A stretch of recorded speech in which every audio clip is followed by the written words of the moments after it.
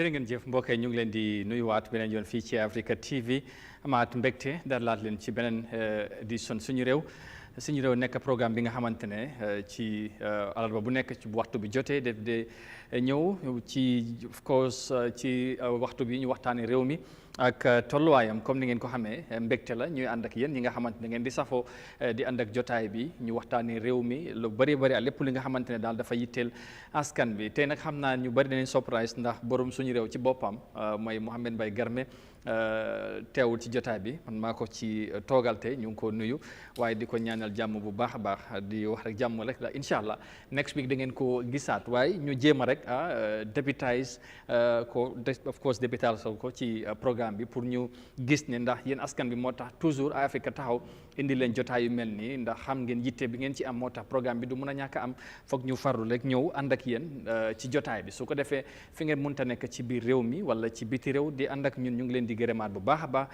ci loolu incha allah xam ngeen nag suñu réew daanaka tur bi wax na boppam soo waxee réew mi suñu réew mun nañ cee waxtaanee lu bëree bëri ci li nga xamante ne ay xew-xew la waaye tamit tolluwaay ci biir réew mi ñu am nag ñi nga xamante ne dañ dee ànd ak ñoom ci jotaay ji Garmé ak tiimam bi team bi ñëw na ndax xam ngeen ne team bi dafa yaatu daanaka team bu mag la am léegi ñiy ñëw ci week bi beneen week mu indi ñeneen te nag beneen team la indi ma toogal ko fi incha allah ñu war a waxtaanee lu am solo waaye tamit am nañ gan bu am solo tey ci jotaay bi moom tamit kilifa la waaye tamit ñu bëri danañ ko dee déglu ci réew mi ay gis-gisam ay taxawaayam mu doon lu am solo tey ci jotaay bi docteur Aliou Djiba mu ngi fii moom dafa dellusiwaat ci programme bi tey waaye tamit Abdoulaye Bodian xam naa namoon ngeen ko loolu last week mu ngi fi woon tey tamit dellusiwaat na ci taxawaayam of course ci programme bi mu doon lu am solo ñeneen ñi nga xamante ne mooy ñu bokk ci team bi danañu dab ci kanam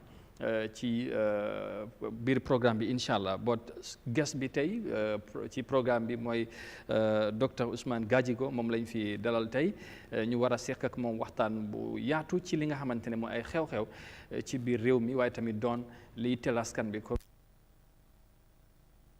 quickly ñu jox ko moom suñ gan bi mu nuyoo den su ko defee incha allah ma jox ñeneen ñi tamit ñu nuyoo laataa ñoo sóobu ci biir waxtaan bi docteur thank you very much ci honor invitation bi ñu am mbégte dalal la fi tey ci suñu réew ñu bàyyi la nga nuyoo ak Gambien si ñu lay seetaan fii ci réew mi waaye tamit ci diaspora bi. No, thank you very much. Kontaan naa pour ñëw seen programme bi tey. So wante dinaa change si comme lu ñu waxoon I'm going to switch to Sose. Okay, no problem. That's fine. Abaraka bake kontaan badaka naja programme o to ñilen na first time ti metal la programme o jubela several times alla programme o kay and interesting ta kumayada so I'm honored pour ka futa jambi ka kafu na colleague solma Mr. Bodian and Mr. Djiba. Yeah. All right. Thank you very much, doctor. Loolu dina am solo comme ne waxtaan bi ni ngeen ko gisee xam nga ne programme bi dafa diverse very open ku nekk loo mënta làkk rek foo mënta bokk mën ngaa ñëw nga bokk ci jotaay bi ndax pour ñëpp la moo tax donte ne ci soose la wala ci pol la ci manjaako loo bëgg a làkk rek na Gambien si dégg te mu doon intérêt askan bi loolu moo ci gën a am solo ñu ngi ko gërëm bu baax su ko defee ñu nuyu beneen docteur bi xam nga soo amee ñaari docteur nag ci plateforme loolu rek wane na boppam docteur Djiba welcome. léegi nañ bàyyi Bodian. balaa may suy ci beneen docteur. kon Bodian delloo na la teranga bi ma bàyyi la kon ngeen nuyoo Bodian. léegi kay moom bu leen paasante. waaye léegi man su ma tracé bàyyi ji bu tracé doom yi dañu war a nangu rek pour mu yomb.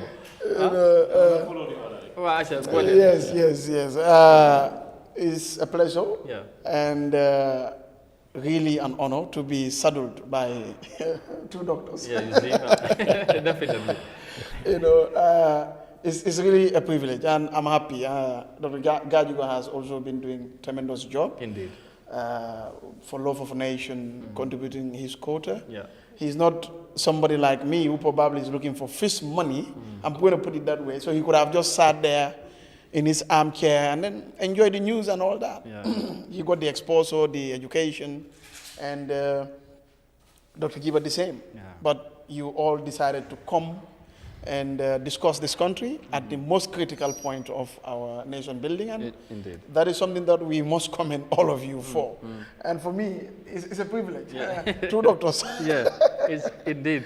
Yes, well, today I'm going to speak in Jola because there are people that say I cannot even speak Jola. Really? Would that be a trial or a test sort of? But we'll find out Yes, later yes. on as we move along. Kano di kanu tu kasumai munu jobe tate munu mika di muitu wae mofam kantu ning wanosano ragun tate wahi wala wae emite walelo hani bare si wono ka soleli edukeyo leli di mofam wala bu moto be jow dika sankena kantu di fitine di wanosani ti chen ku chen po ko ne mini sankena meno tima ke ni kamfa wala unyina umbo ni pulen jigambi non duwa kasangana kumbo mome do kana ni class name. Yes, but it's a pleasure in jom tada di bukana kan manje kam manje ka baje faham fom fandi area soli andun ku junjum be ka sanken ku junjum be yis ku junjum be ka gogo di mo fa molla mamotum be jay focule eno andu njoja kana kan kontani yomo because bukan kan manje londe yoli e baba sembe fonfang fofo fonfang man inje ila kotitori bay ko suma fonfang pour mammo po kan njom de saf Dr. Gajigo njom de saf Dr. Giba ya afulo ando to ande ya so bojan like seriously wax nga ni be pare ni like seriously and you know what I have said I said no because man I want in between is a fuller man so if he misbehaves the Chinese how mo gonna yomba like but anyway that's a good one thank you of course Mr. Bojang ca teewaay am na solo and we appreciate that garbe gis nga gars yi fu mu sawaaji fu mu génn ba xam nga ne nekkuloo fi gars ma profit so beneen joolaa mu ngi suma lef xamante naka lay def waaye mu ngi cool I will handle them well inshallah. Yes, Dr. Jeba welcome.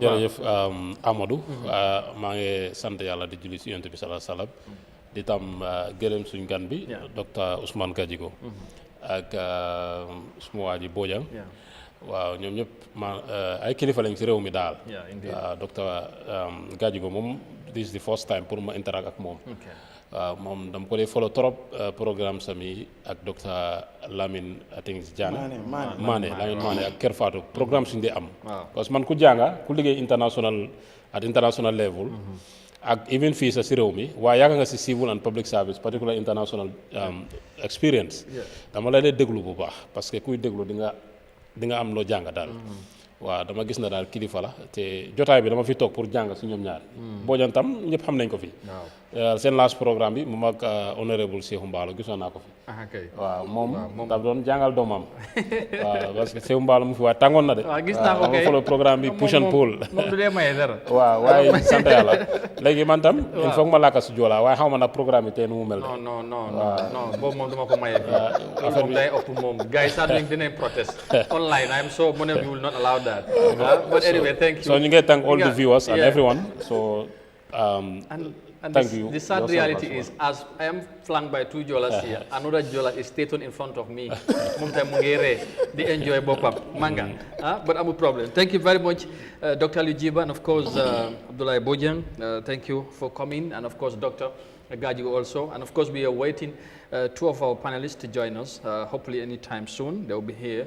Of course, Abdullah Cham, the newly appointed Deputy Campaign Manager of MPP, should be joining us later on. And of course, Umar Saibo Kamara, the PRO of Gala, the famous Gala, moom tamit ñu ngi ko xaarandi ci kanam su ko defee loolu ñoom ñoo nekk panéliste tey si suñu réew nag tey lu ñu bëgg a waxtaanee lu interesting la waaye tamit lu am solo la ndax first ponk bi wala first point of discourse mooy dina nekk di Russia oil scandal bi nga xamante ne yëngal na dëkk bi waaye ñëpp xam nañ gannaaw cooli bu mu bare of course National Assembly bi dañ ci def taxawaay sampa kuréel pour ñu gestu yee fii gannaaw buñ ko gestoo ba pare def seen liggéey mujjee nañ génnee li nga xamante ne moom mooy report report boobu nag feeñal na lu bari gannaaw nag boo ko xoolee da nga gis ne buñ ko doon gestu interview nañ stakeholder yu bëree bëri ci mbir mi am na lu mu génne ba gis nañ ay two state ministers danaka def la xala impliqué ci mbir mi laale nañ ci police bi taxawaayam loolu tamit mu ngi ci su ko defee tey noonu la ñoo bëgg tàmbali waxtaan bi ak docteur foo suñ gan gi nañ ko jox kàddu gi docteur I know like you said dangay wax ci Mandinka but that's not a problem so long li ngay wax xam ne nañ ko dégg as at any moment buñ buggee tamit laajte question I will allow you exactly exactly yeah that's not a problem too waaw loolu depend on moom la bëgg a communicate so first and foremost naka nga ban jàngat ngay def ci report bu génn ci National Assembly bi because interestingly when this oil scandal saga commence or emerge Gambians yu bari dañ ci am lu leen naxari waaye tamit expectuñ dara ci investigation bi parce que investigation si yàgg naa xew ci dëkk bi but eventually duñ ci am lu concrete li tax nit ñi am feel ne justice was done on the investigation and on the reports so what is your view on ci li nga gis on so far bi nga xamante National Assembly liggéey buñ def yeah let me start a bit in English and I'll switch to Mandinka. Exactly no problem yeah so what happened so the report first of all I went through the report, quite detailed. Yeah, quite detailed. Yeah, quite detailed and revealed quite a lot. It's any concerned citizen should be justifiably, disturbed and alarmed by what the report revealed. Just to be clear, I mean, the work done by the National Assembly. I wouldn't call it, I mean, you could call it an investigation, depends on how you define it. I would call it more like an inquiry. Okay. It's not expected to lead to, it can make recommendations for the government to, actually, do maybe some further investigation and then launch maybe indictments against those people who have been, implicated and there's evidence that they have committed specific crimes within our laws. Yeah. In terms of what a National Assembly or parliamentary inquiry is supposed to do, I think by and large, it has met that threshold. Okay. But again, the problem wasn't, I mean, the issue that we have in the country is not whether or not we can do an inquiry to shed light on wrongdoing. Yes. We've done that over the years. What's been missing in this country is taking the next step. Hold those accountable, I mean, hold those who are responsible, holding them accountable and holding them responsible. And if they are found to have committed a crime, well, the laws are very clear. If you are a government that is concerned about, fighting corruption, concerned about doing the right thing, a report like this that sheds unequivocal light on something that has been done wrong in the country, the next step is to actually do an investigation where people held responsible, they account for what they've done. But even before reaching this stage, there was ample opportunity for this government to actually launch an investigation. Because when this thing came out, there was enough time for a regular police investigation to do its job. There is no law here that was broken that creates ambiguity for our criminal justice system. Our regulations are quite clear about this. The laws that are broken, like the inappropriateness of granting, let's say, monopolies to a company that's not registered in the country. These things are clear cut. The reason why there was a parliamentary or National Assembly inquiry is because what happened was the process of investigation was nipped in the bud, was sort of aborted. And the report actually shed light on what transpired, all the wrongdoings. Yes. So basically you can call it like a combination of failure at almost every branch of government that is supposed to have played its part. You have the Ministry of Petroleum, Ministry of Finance, you have the police, you have FIU, you have the Central Bank, you have PURA. All of these are institutions. If most of them were doing what they're supposed to do, not everything is supposed to work perfectly, but if most of them, or even half of them, were doing what they were supposed to do, there wouldn't have been a need for an inquiry by the National Assembly. The National Assembly, it is not a criminal investigative body. It's supposed to step into this when units within the executive fail to do their job. So we are in the reason we are at this stage where we are talking about or reading a report by the National Assembly is because of a mountain and a cacophony of failure along the way. So Unfortunately, what happens next goes back to these same bodies. So the same bodies that failed, that necessitated the National Assembly to do this report. Now, for we to have any chance of anything happening, we have to go back to them again. Now, the question that is, I'm going to ask a rhetorical question because you are the one supposed to post in the question. Certainly. So I'm going to ask a rhetorical question. Is it reasonable for any citizen to expect any results to come from this? The answer to me is quite clear. And that is? No. Because if something is going to happen, this inquiry wouldn't have been needed in the first place. The FIU would have done their job, given it to the police would have investigated all the way, slapped indictments on the people who are responsible, the prosecutions would have filed cases, the central banks should have put fines on the 2 banks that were found to have violated banking regulations. The minister responsible, the IGP, the 2 ministers should not have played any part to block the investigation. If they had done, they also should have been facing charges. At this stage, we should be talking about the former minister, not the current minister, even though he's been moved to another portfolio. He should have, at the very minimum, resigned. If not, he should have been fired. But the fact that, again, we are here at this stage, none of the corrective measures that should have taken place have taken place. It means that, basically, having any expectation is just, we'll be deluding ourselves, expecting anything to result from this. But why, if we cannot expect anything, and after all, such an inquiry was set up or was done, and the National Assembly has to spend time and resources, to investigate as to what might have happened. All right. So then, why the need, Doctor? If someone may ask. No. So if the expectation is that there might be, or there may be nothing might happen at the end of the day, because I think. Someone might feel, okay, the investigation were done because they want to know what exactly happened, who was involved, or what exactly happened. But if you feel like after all this work done, seemingly nothing will come out of it, that may sound something else. So, like I said, the National Assembly has done, the committee has done a good job. The committee within the National Assembly. It still serves a purpose. Remember, I said it's an inquiry, not an investigation that's supposed to lead to conviction. So in terms of their terms of reference, what is reasonably expected, or what is actually expected of them to do, they've done that, is to shed light. Now, it's up to this government, and maybe a subsequent one. This government can choose not to do anything. But as long as the information is out there, the citizens also, who have a right to know.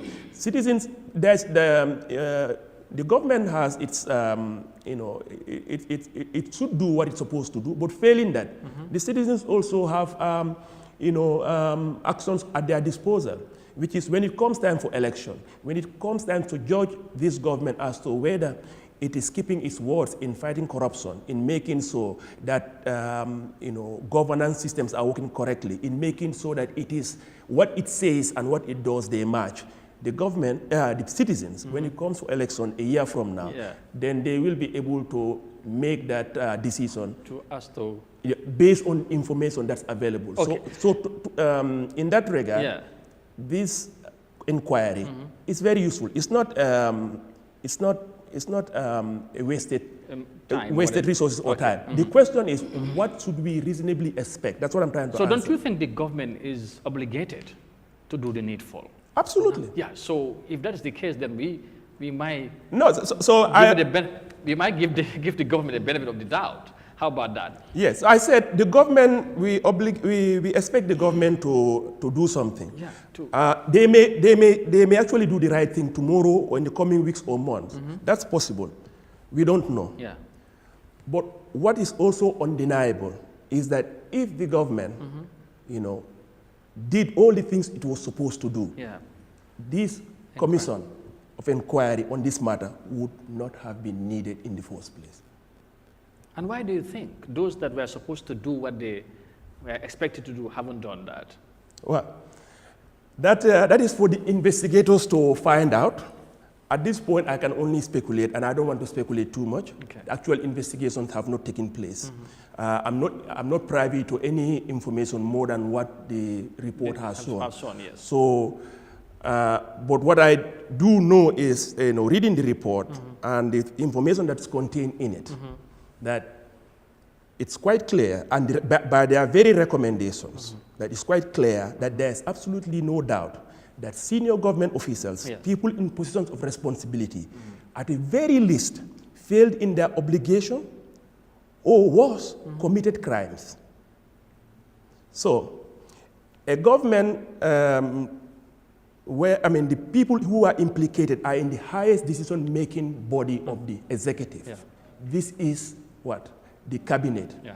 If these people are still, in some countries, just the appearance of impropriety creates the conditions for you to, where your position is untenable, where you must resign, even if you are not actually convicted. But the fact that the cloud of suspicion around you creates a diversion for the government to do its job effectively is enough ground for you to leave the government.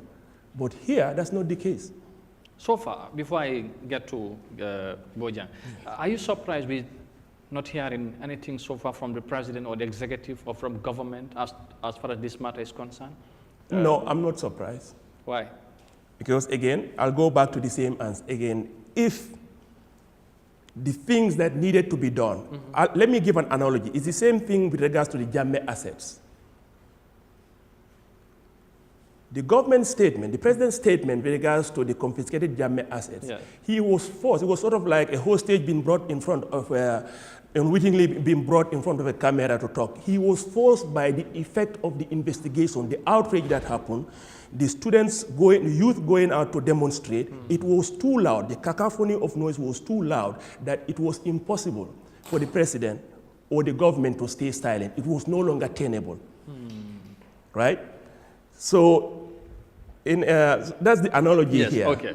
Yeah. So in this case, seemingly nothing is happening. So for that reason, we might not hear anything soon from the government. Is that what you're trying to say? Well, we will. I think the chances are we will hear something from them. Okay. But not not because of their desire to set the wrongs right, but because continued silence is no longer tenable, given the light that has been shed on the immense amount of wrongdoing. At some point, it just becomes untenable to maintain silence. The silence becomes too loud, to put it in a paradoxical term. All right. Thank you, Doctor.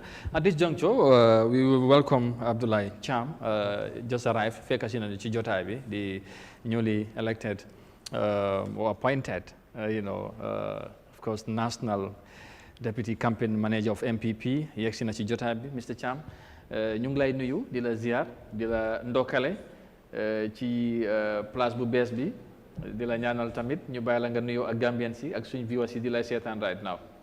Jërëjëf my brother maa ngi laa nuyu bu baax a baax di la sant di la gërëm si opportunity boo ñu may pour ñu ñëw waxtaan ak Gambian si parce que ñun dañ gëm ne rek réew moom suñ bëggee mu dox foog ñu ko waxtaanee te loolu moo yóbbu réew si kanam nga may ma rek ma nuyu suma parti leader and secretary general His Excellency President Adama Barrow di nuyu cabinet minister si senior government official si waaye tamit di nuyu National Executive Committee bu NPP ak suñ supporter si biir réew mi ak si biti réew mi ak structure si yëpp maa ngi leen a nuyu bu baax a baax di am kontaan trop pour ñëw bokk si suñu réew programme bi parce que gëj naa fi trop nag parce que da ngeen ma ori sénégalais ñee da ngeen ma firigo woon waaye nag léegi moom am happy ne mayaat ngeen ma opportunity pour ma ñëw waxtaan ak askan bi jërëjëf hope ne rek luñ fi waxtaanee yëpp dina nekk njëriñu réew mi daal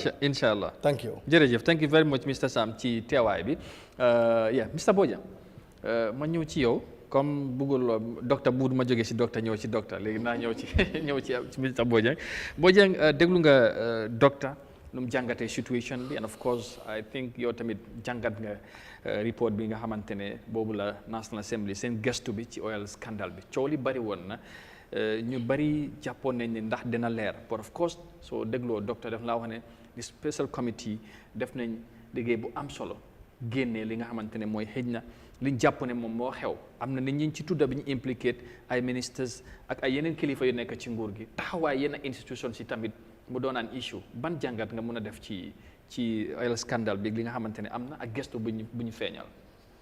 waaw dinaa use suma mobile because man def naa suma own I also went through the report. ok def naa suma own little analysis. bind naa ko waaye balaa ñëw foofu noonu. comme déggal lu docteur wax. ne we should not expect much from these people. In 2021 or 2022, amoon nañ shortage of fuel importation and so on. Sehu Jawara and Omar Njai and all those things. Mooy di Gam Petrol and waaw walan moo xew.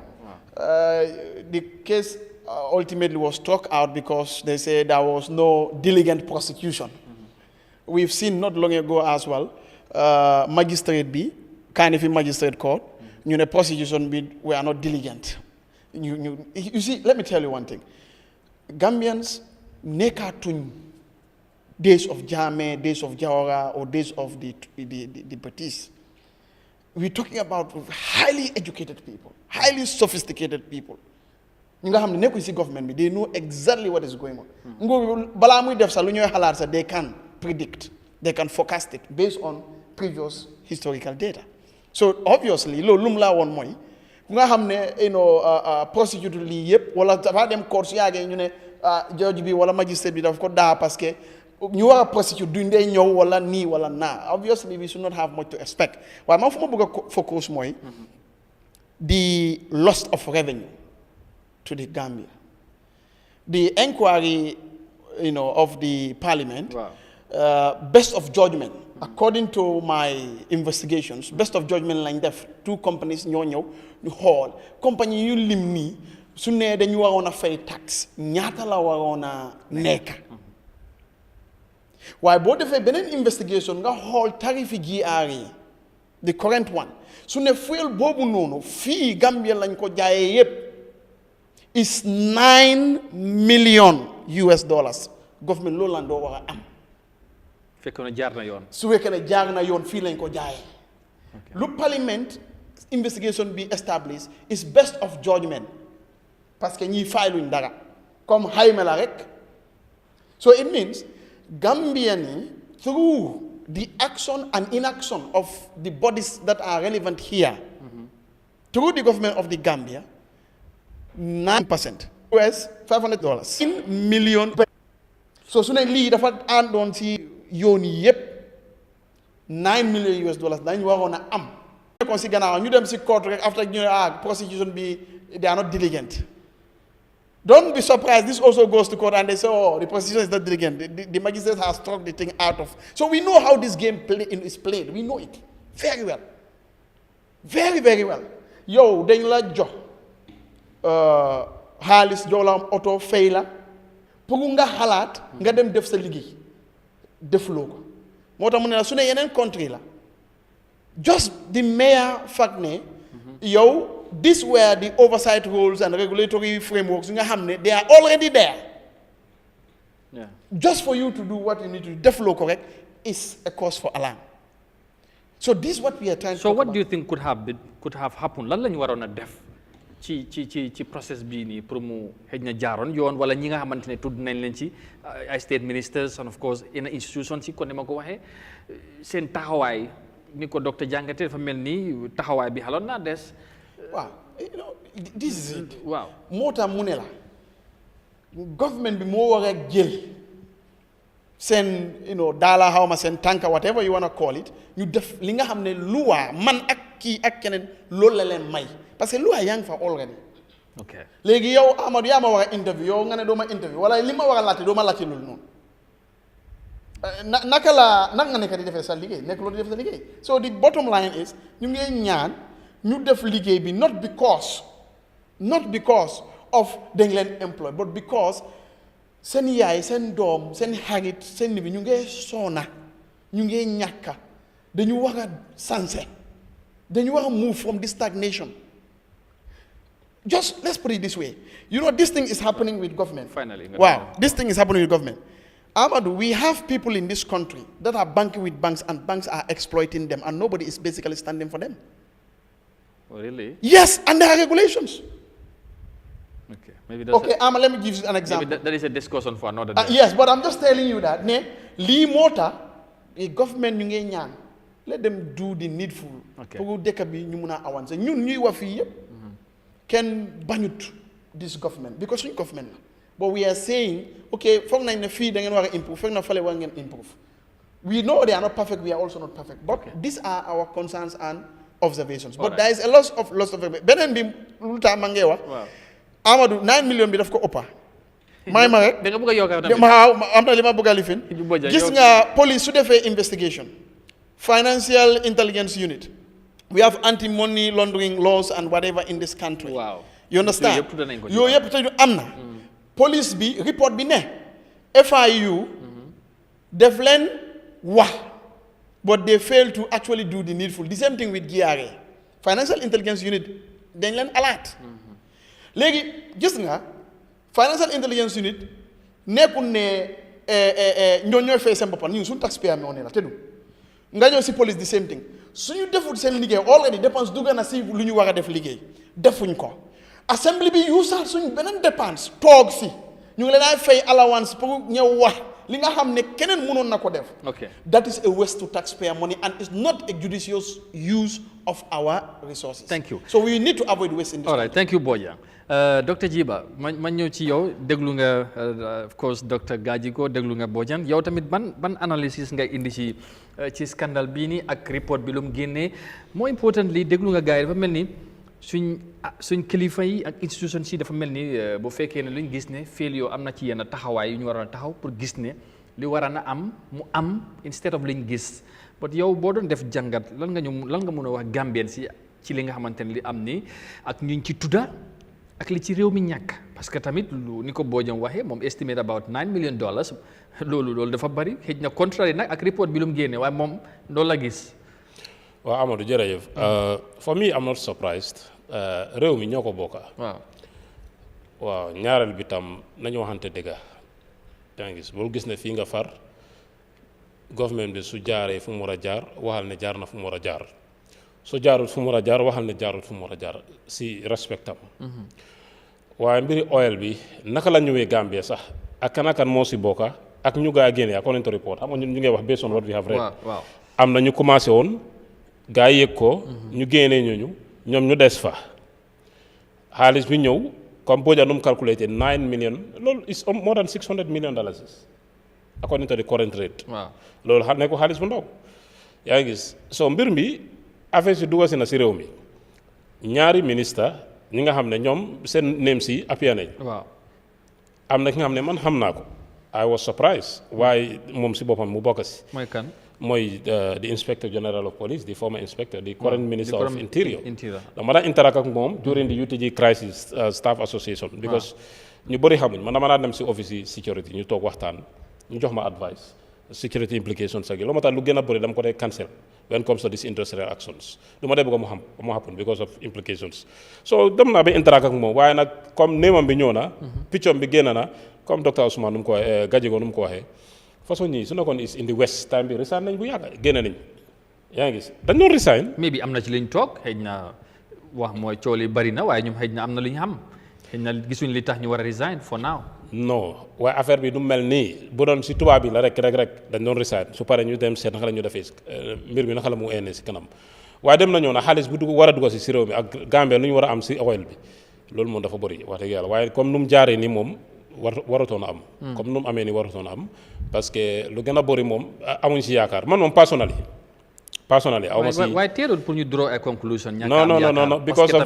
da ngaa xool si gannaaw fu ñu jógee docteur Gajigo wax na ko ñaata commission ñoo fi nekkoon ñaata investigative panels lañ amoon fii ñaata bëri na waaye nag what was the outcome ndax dañ ko mos a implement benn bi nga xam ne there was no selective justice Gambien si dañ dee laaj seen boppa affaire yi fu ñu dem loo ma tax lu génn rek dañ gis na daal di foog na I don't think whether anything will come out of this loo ma tax man sama boppa man aw ma hope because mbir mi Gambien bi moom kenn du dee def dara moom kenn il faut am na ñu war a bokk si mbir mi yaa ngi gis léegi su nekkee ne dëgga ñaari ministres yi bokk nañ si xam nga ne il faut mu am other key players kon du am ci ñoom ñaar rek. non man fooguma loolu according to my experience in this country. nekkul kenn nit moo dee def affaire bi de parce que ñu bëri ñoo si dee bokk te loolu lu garaaw la keneen ki su si lekkee ñeneen ñi they very smart su nga xam ne fii corruption moo fi nekk suñ jëlee some percentage mën nañ laa jox nga lekk pour ëllëg xam ne mbir mi nu mu yàgg mën naa jaar si yow imagine head of a police néemam bi appear loolu how do you see that il faut mu am some minor comme this minor staff yi nga xam ne ñi nga xam ne daal ñu ngi liggéey si ronam xëj na mën nañ si contribute ak ñeneen moroomi ministre am xëj na mën nañ si contribute and even to the highest authority who knows so mbir mi su demee ba investigate ñëw comme ñu ne nañ implement ñu maandu si mbir mi man yaakaar naa ne maandu waaye lan moo tax National Assembly bi def liggéey bu ñu def ba pare ñu dépense si comme ni ma ko laajtee docteur ak xëj na Bojang ba pare xëj na yow ku mel ni yow ak ñeneen ba léegi amu ci yaakaar ak time buñ ci spend ak docteur moom jàpp liggéey bi baax na liñ ci génnee révélation si am na solo but at the end of the day nit ñi amatuñ ci yaakaar loolu lan moo ko waral ndax te nguur gi soo léegi président Barrow daf laa wax ne ku pare la pour xeex corruption képp ku fi def lu jaarul yoon dina fexe yoon def liggéeyam te bàyyi du ci laaxa kenn loolu tamit nit ñi war nañu am yaakaar fooguloo ko. waaye xam nga nit ñi dañu am yaakaar su nekkee am nañ tangible exemple bi nga xam ne amoon na fi beneen issue su ñëwee dañu am ne am nañ yaakaar parce que amoon na fi jaaral nañ ko si yoon. dañ discipline ñu war a discipline ñeneen yóbbu leen court wala ñu prosecute leen waaye loolu ndax mosoon na fi am Jammeh commission si boppam xam nga ne ni ñu waroon a recommendation si yëpp. nekkul nañ ko implement am na ñi nga xam ne dañ leen bàyyi ñu liggéeyaat todi in the service. defuñ dañ leen bàyyi noonu. waaye nag Gambien si wax nañ ba sonn waaye dara xewut nga ñëw recently to the gala di sin protest. ba ñii xam nga they were forced to release the report. waaye lu gaa wonee si report buñ jot a gis ay moto yi nga xam ne ñu jar almost $500,000 ñu ngi ko jaay ay few thousands xam nga ne loolu wax dëgg yàlla moom jaarul si yoon. solo moo tax nit ñi duñu am hope pour ne lii dara dina si gën a te man ñaareel bi wax ma la ni su nekkee ñaari ministre dëgg-dëgg bokk nañ si. xamal ne ñeneen ñi dinañ si bokka te mandu te du mën a am si affaire bi. nuñ ci tuddee ñaari ministre yi tuddee ci ay institution seen ñàkk taxawaay ñuñ ba léegi dégguñ ci président bi wax ci wala jël ci dogal ku mel ni Madi Jobaare dafa jàpp ne président Barrow ci bàyyi Monday bu passé waroon naa acte mais bi daax ñaari ministre yooyu mala wax la ñu dem toog xaar est-ce que lu mel noonu nga doon xaar waaye loolu amagut ndaloolu def la bett. maanaam bettul ma daal kon nu ma la ko waxee président bi mooy moom am na powers pour daaxa ministre ak yooyu noonu waaye am nga bala nga acte investigation moo war a am ak yooyu yëpp waaye man kon nu ma la waxee if you look at the from records wax dëgg yàlla moom man awma si yaakaar and also it's not a surprise lu tax président bi waxut last statement bu président bi def mbiri gaala loolu is because of pressure nationally and internationally because soo waxee jëfi Jammeh moom ñëpp a di xam bugga nañoo xam lu xew de international it was featured in one of the international news channels yaa ngi so adduna bi yëpp a doon toppa so il faut mu génn mu wax bii tam bii the same thing président mën naa noppi mbir mi dem court ñu des comme kii Bojang nu mu ko waxee fu mu war a àgga rek ñu ne because of whatever diligence ñu bàyyi ko fële mu toog amoon na lu bëri lu fi xapp na waaye foog nga ne lu na yombee comme Port defin 300 million bu nit ñi dee wax ak yeneen am nga li nga xam ne jaaroon na fi financial malpractices waaye dem na ñëw na gisuñ fi nga xam ne jàpp nañ ki tëj ko except one permanent secretary nga xam ne moom gis nañ ne moom dañ ko dugal fële prison dañ ko yóbbu mile 2 mooy di Fisheries docteur xawma Banja waaw moom gis nañ exemple waaye ñu bëri lot of docteur Banja ñu ngi si système bi nga xam ne kenn yóbbu leen xam nañ fu ñu nekk xam nañ fu ñu dëkk kenn laalul leen so doo mën a am hope ne lii dara na si génn in fact suñ joxee recommendation dañ nañ ko mën a implement waaw président Barrow dem na ñëw na mën nga ko describe as somebody who doesn't take action because dafa am yërmande ak yooyu noonu waaye lii mbiri réew la jaaral fa war a jaar ak ki nga xam ne jaarul yoon yóbbu ko fu mu war a jaar yëpp nga régler mbir mi nga saaf exemple waaye loolu dafa fekk yow tam nga set si mbir mi wala sa mbokka mu set si mbir mi wala sa close associate mu set si mbir mi loolu nag moo ñàkk si Gambia si small country. but $30 million oil scandal foog nga ne président bi wala nguur gi nañ jël loolu lightly after all these revelations made wala investigation bu ñu ci def. Jammeh assess it was were more than this $30 million. yeah but the process is on. te président Barrow génn na wax. process bi dafa continuer ba after election dara du xew. I doubt.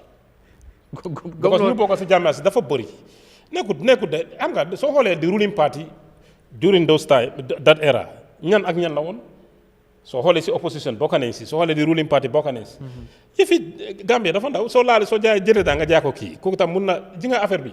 affaire dafa leen dem de Jammeh assets ak this Russian oil whatever lépp man awma si benn yaakaar parce que ñu siy bokk dañu bëri te soo laalee kii mun ngaa laal kale mun naa wax ne kii bokkoon na si te mun naa am évidence xëy na bu mu la doon jox xaalis sax su nekkee am na bu mu la doon bribe xëy na daf ko record yéeguloo ko soo da nga ragal so lu moo tax ma ne la mbir mi Jammeh assets was more than this 30 million compared to Jammeh assets loolu is a lot. Jammeh lu mu fi bàyyi suma ji loolu mun naa develop at least half of the country su nekkee dañ ko utilize the way we supposed to utilize it waaye lu moo tax ma ne la ndax mbir mi boobu si bopp xam nga is ongoing. waaw man aw ma yaakaar ne dina jaar fu mu war a jaar ku jënda moto bi $5,000 instead of $500,000 lu tax nga jënda ko ñu laaj la lu tax nga jënda ko te xam nga ne lii jarul lii waxal sa dëgg sa diggante ak sa borom foog ma ne loolu dina am mandute daal gisuma ko fi te Russian oil bi foog ma ne tam.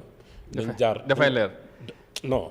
amuloo ci yaakaar foog ma ne dina leer. ok dinañ ñëwaat ci loolu sax mais ci docteur Mr Thiam déglu nga gars yi ñu jàngatee situation bi tey yéen a fare yow nga fare ak nguur déglu nga tamit ni ci Gambien si bari réacté waaye National Assembly bi report buñ ci génnee soo déglee ñu wax dafa mel ni yaakaar amuñ ko ci nguur gi ci taxawaay buñ ci def but firstly ministre yi ñu ci tudda ak institution seen ñàkk taxawaay ci niñ doxalee mbiri oil bi ba ñu jaay ko tey yow boo ci doon def jàngat ak surtout ñàkk yaakaar bu Gambien si am est-ce que loolu tamit lu baax la ci nguur gi wala président Barrow ci boppam.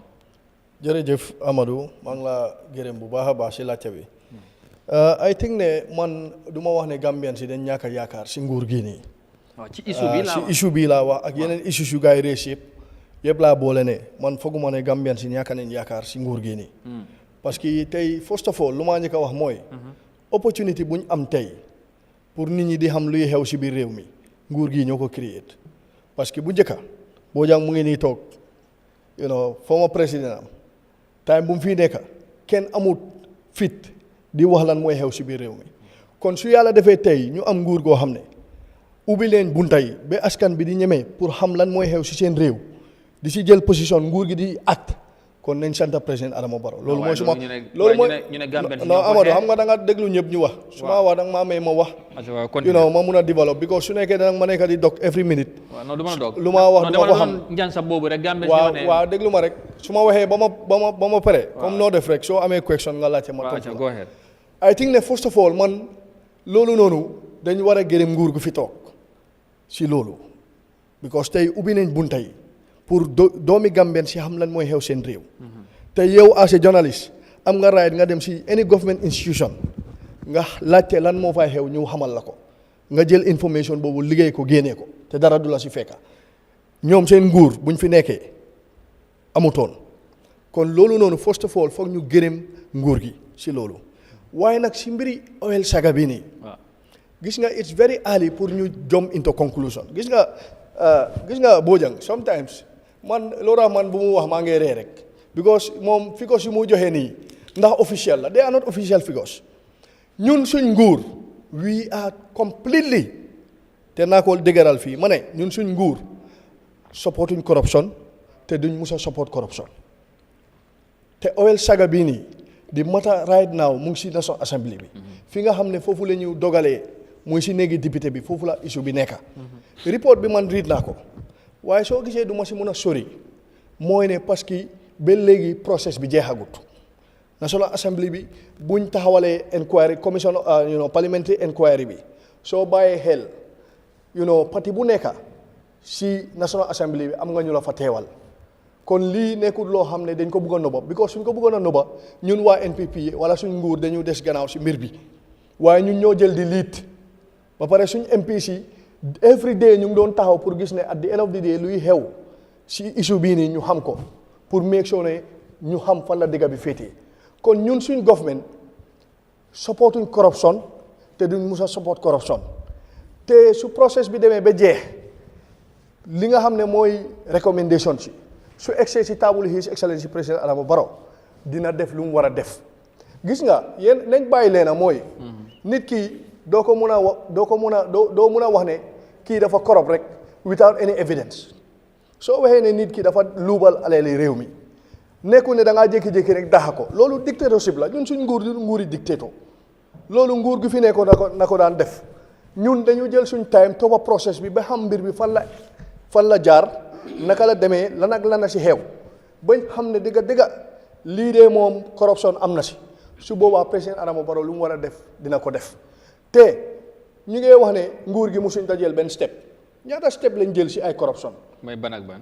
port bu ñuy wax nii ñaata staff lañ fa suspend ñoo xam ne ñooñu dañ leen allégeoon ne dañ def corruption am na ñoo xam ne daaxa nañ leen man xam naa leen personnellement ñu ngi doon liggéey si port bi waaye tey nguur gi daaxa na leen because of ne dañ leen found to be corrupt so waaye nag process la Amadou process bi foog ñu respect ko. waaye Ablaye doo mun a ñëw toog fii nii. waaye non déglu ma rek. mun naa léegi interjecté waaye ku wax ne dafa sàcc kooku est-ce que daax ko rek moom moo loolu moo war a doon taxawaay.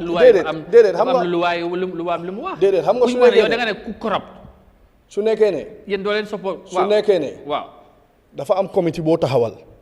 comité boobu nga jox leen liggéey pour ñu def ko. waaw da ngaa déglu ñoom ñu def seen liggéey bañ pere. waaw suñ indee recommendation si luñ la tegal sa table yow nga ak si kaw loolu te nguur gi nii loolu yàgg nañ koo def ñun supportuñ corruption te any official government official boo xam ne jàpp nañ la ne da nga luubal alali réew mi président Adama Barrow lu mu war a def dina ko def waaye nag doo mun a jékki-jékki rek di daaxal nit ñi because of ne dañ leen tuumal réew du doxee noonu tey soo demee sax si suñ diine dañu wax ne tey soo gisee ñaari nit ñi nga xam ne njaaloo bala ngaa wax ne nit njaalo na foog nga am ñeneenti seetne wala lu ko ëppa bala ngaa mun a digal ne kii dafa njaalo soo kon suñ diine sax dafa wax ne suñ tuumalee nit doo mun a jékki-jékki rek wax ne loolu dëgg la te amuloo evidences waaye nag lu ma leer ba leer ma mooy. waaye xam nga si diine boobu kuñ sàcc buñ la téyee nga sàcc lan lañ la wax. ma ne lu ma laa wax mooy. waaye exemple boobu kay. Amadou xam nga li nga joxe bi Ablaye. lu ma laa wax mooy ak bii nii loolu àndul de. lu ma laa wax mooy. waaw mata bi mu ngi si National Assembly. waaw léegi te mata bi waaye ñàkk am yaakaar bi ci Gambien si am. loolu mooy problème bi Gambien si am nañ yaakaar Amadou man depuis si suba ba léegi egguma suma kër te Gambien si laay waxal Gambien si laay waxal. boo maa kool soo gisee ma léeta ñëw si programme bi maa ngi demoon political rally boo xam ne Gambien si ñu fa oo. kon bul wax ne Gambien si dañ. déedéet xam nga déglu ma yow mënuloo wax si turi Gambien si yow sooy wax da ngaa wax si sa boppa waaye Gambien si nga xam ne ñoo nekk si biti xam nañ ne nguur gi opportunité buñ créer pour tey ñu xeex corruption amul benn nguur gu ko def nguur yi fi nekkoon ndax def nañ ko ndax ñooñu taxawal nañ anti corruption commission ndax ñooñu def nañ ko ñun suñ nguur buñ ñëwee dañ ko taxawal emuñ si loolu noonu access to information bill bi ñun ñoo ko taxawal suñ nguur gu fi nekkoon kenn du wax loolu yëpp ay giant step la yoo xam ne dañ ko war a rafetlu yooyu yëpp soo gisee ñu def ko defuñ ko ngir dara dañ ko def ngir xeex corruption pour make sure ne corruption jeex na si biir réew mi waaye nag nañ bàyyi xel ne corruption nekkul loo mun a fight ci benn bés de nekkul loo mun a fight ci ñaari fan waaye nag leader bu determine rek moo ko xeex te ñun suñ nguur ak suñ président is well determined to make sure ne corruption jeex na si biir réew bi te loolu noonu dinañ ko achieve with the help of the Gambians. leena lu ma wax mooy am na issues yu bëri yu gars yi raise fii nii bëgguma dellu si issues yëpp waaye lu ma bëgg a wax mooy. Jammeh asset si tey doo mun a jël blame bi yëpp nga teg ko si nguur gu fi nekk tey because ñun ñëpp xam nañ ne jamono bu ñu doon form Jammeh commission bi ñu fa nekkoon ndax tey ñoom ñoo nekk si nguur gi. ñoo ci nekkoon. ah déedéet Amadou yow loolu yaa ma ko gën a xam. déet waaye wax rek. non ma ne loolu non ma ne xam nga gis nga sooy wax rek foog gaa yi jéem laa dog because amuñ patience pour déglu. waaw non kenn dogul la fii de. non man bu gaa yi di wax. ñoom ñëpp dama leen déglu. ok su ma wax nañ am patience déglu ma. ok léegi ba déglu leen ko. because luñ doon wax yëpp maa ngi koo dégga waaye xam naa ne. du ma si sonal suma boppa parce que li ñuy wax teguñ ko si xam-xam teguñ ko si loi teguñ ko si yoon. kon du ma sonal suma boppa si loolu because loo xam ne yow investigation baa ngi on nga toog di jéem a nga jéem a indi conclusion man du ma la faale si loolu ñun lu ñu óor ñu Amadou. waaye ñoom bés luñ gis ci lu fi jaar ci ay commission ci ay recommendation yu am taxawaay bu ci am loolu foofu lañ xool. commission su fi jaar ñu joxe exemple commission su fi jaar yëpp. waaw recommendation si nguur gaa ngi ko doxal soo ñëwee si wàlli Jammeh commission bi. barkaati démba formuñ di reparation commission ñooñu lan mooy seen liggéey du make sure ne victimes yi nga xam ne dañ leen toroxal te nguuri kii ku mu support moo leen toroxal tey ñooñu noonu suñ nguur taxawal nañ reparation commission boo xam ne lan moo ko tax a jóg pour gis ne mboolem ki nga xam ne toroxal nañ la si nguur gu fi passé tey ñu jox la ndampaay dimbale la ba sa xol mun a sedda wala ñi nga xam ne seen famille dañ leen ñàkka ñu rey seen ay waajur wala yu demee noonu ñooñu ñu ndampaay leen loolu noonu ñu ngi koo def te législative year bu ñu nekk nii su soobee yàlla mboolem ki nga xam ne loroon nañ la si jamono jooju noonu dinañ la jox ndampaay ok léegi lan ngay wax ci ministre yu ñu tudda ci mbir mi ak taxawaay institution si finally foofu foog naa lu ma wax is very clear man lu ma wax is very clear ma ne la ne waaw ñun suñ nguur waaw supportuñ corruption te duñ ko mus a support te duñ mus a jàppale ku corrupt waaw léegi parce que ñun déglu ma rek 2021 ñëw wër réew mi yëpp waxtaan ak askani Gambia waaw wan leen ne may leen président Adama Barrow chance mu continuer jiite réew mi Gambian si nangul ñu ko ñu am 54% yaa ngi gis te loolu noonu dañ ko bëgg a consolider 2026 so therefore mboolem ki nga xam ne yaa ngi si biir nguur gi luñ yaakaar si yow ak luñ expect si yow mooy nga jubal waaye nag su nekkee ne tey dama taxaw ne kii dafa jël suma aleel aw ma benn evidence wala defuma benn investigation ma jékki-jékki rek taxa ko kooku yaxanaa luwaayam yaxanaa yaxanaa léegi lan nga foog ne naka lañ ko waxee yaxanaa yëlee fam taxawaay président Barrow ci issue bi xam nga foofu la Gambien si wax taxawaayu président Barrow ay ñaari ministre am donte ne comme li nga wax ne ok conclude ak wuñ xamuñ bot nu ñu leen tuddee ñu ngi fekk ne ci yeneen réew la ñaari ministre yi jamono bi waroon nañoo teggi si nombre tànk wala président bi jël initiative wax leen nañ dem ñu toog ñu xaarandi loolu ba yëf yi leeral leen bu fekkee ne laaluñ ci dara ñu ñëw continuer def seen liggéey loolu la ñoo wax bu gisaguñ lu mel noonu est-ce que noonu la war a doxee loolu sa gis-gis la loolu sa gis-gis la yow loo gis yow man lu ma gis mooy parlement bi ñu ngi leen jox liggéey mooy ne nañ feeñal lu xew si mbiri oil bi waaw c'est report bi kay pare na déedéet report bi pareegut de process bi jeexagut waaw xam naa ba report bi process bi jeexagut Amadou process bu jeexagut nag doo mun a reach into any conclusion man lu ma ñaan Gambian si mooy nguur gii nii suñ taxawaay mooy ne mbooleem fi nga xam ne corruption mu ngi fa pare nañ pour xeex ko pour indi si saafara waaye nag dinañ ko def ak respect loi respect ak yelleef yi ñu nga xam ne ñoo leen tuumal because doo mën a jékki-jékki rek tuumal nit rek nga ne kooku noonu nañ ko rey tey suñ diine sax jàngaluñ ñu loolu muy christianity muy islam daf ñu wax ne nañ toppa yoon bi ba gis ne li ñu wax nii loolu dëgg la su nekkee am nañ ci firnde ñun nguur gi corruption lañ bëgg a xeex Ahmadou loo tax ñu taxawal anti corruption commission bi su nekkoon ne ñun we are not committed to fighting corruption ndax dinañ taxawal commission boobu gis nga nañ bàyyi di nax askan bi di leen jéem a réeral di leen jéem a wax way yoo xam ne am na ñoo xam ne sax ñu ngi koo jéem a wax ñoom fuñ foroon démba lu fi doon xew si lu ñaawteef te mosuñ ciy wax tey ñu bugg a tàngal nit ñi because ñun jox nañ leen démocratie jox nañ leen freedom ñu bugg a yaaxa suñ nguur wala di jéem a sosal suñ nguur duñ ko nangu parce que Gambien si dañu óolu te Gambien si ñàkkoon si ñun yaakaar de ku wax ne Gambien si dañ ñàkka si ñun yaakaar nañ dem ba 2026 ñu tasee yow si ballot box bi ok loolu ñu ngi si suñ kanam jërëjëf Abdoulaye Thiam depuis dama bëgg a dellu ci docteur wala waaw dama bëgg a ñu wrap up this issue. Okay, so let's put it this way because Gambian la mooy waxal. So we want to know who is misleading who. Exactly. You see, boo ñëwee doom you are moving waaye yaa ngi all the time concentré suma grandfather lu mu defoon moom moo reyoon Sunjata Keita. non kenn waxul la loolu kenn waxul la ne. dama may nga may loo ma. waaw ñun jéemuñ da copie lu passé. ñun dañ indi suñu own modèle. waaw Ablaye may ko mu su paree da nga tontu. ok waaw.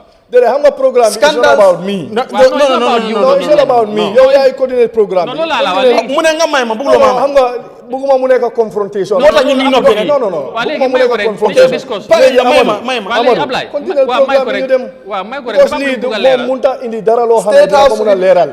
te ñu ngi eggal ci conclusion. nga ne corruption bu fu mu nekk. déedéet waaw may ko rek su paree moom dafa bàyyi ko rek dafa am lu mu bëgg a leeral.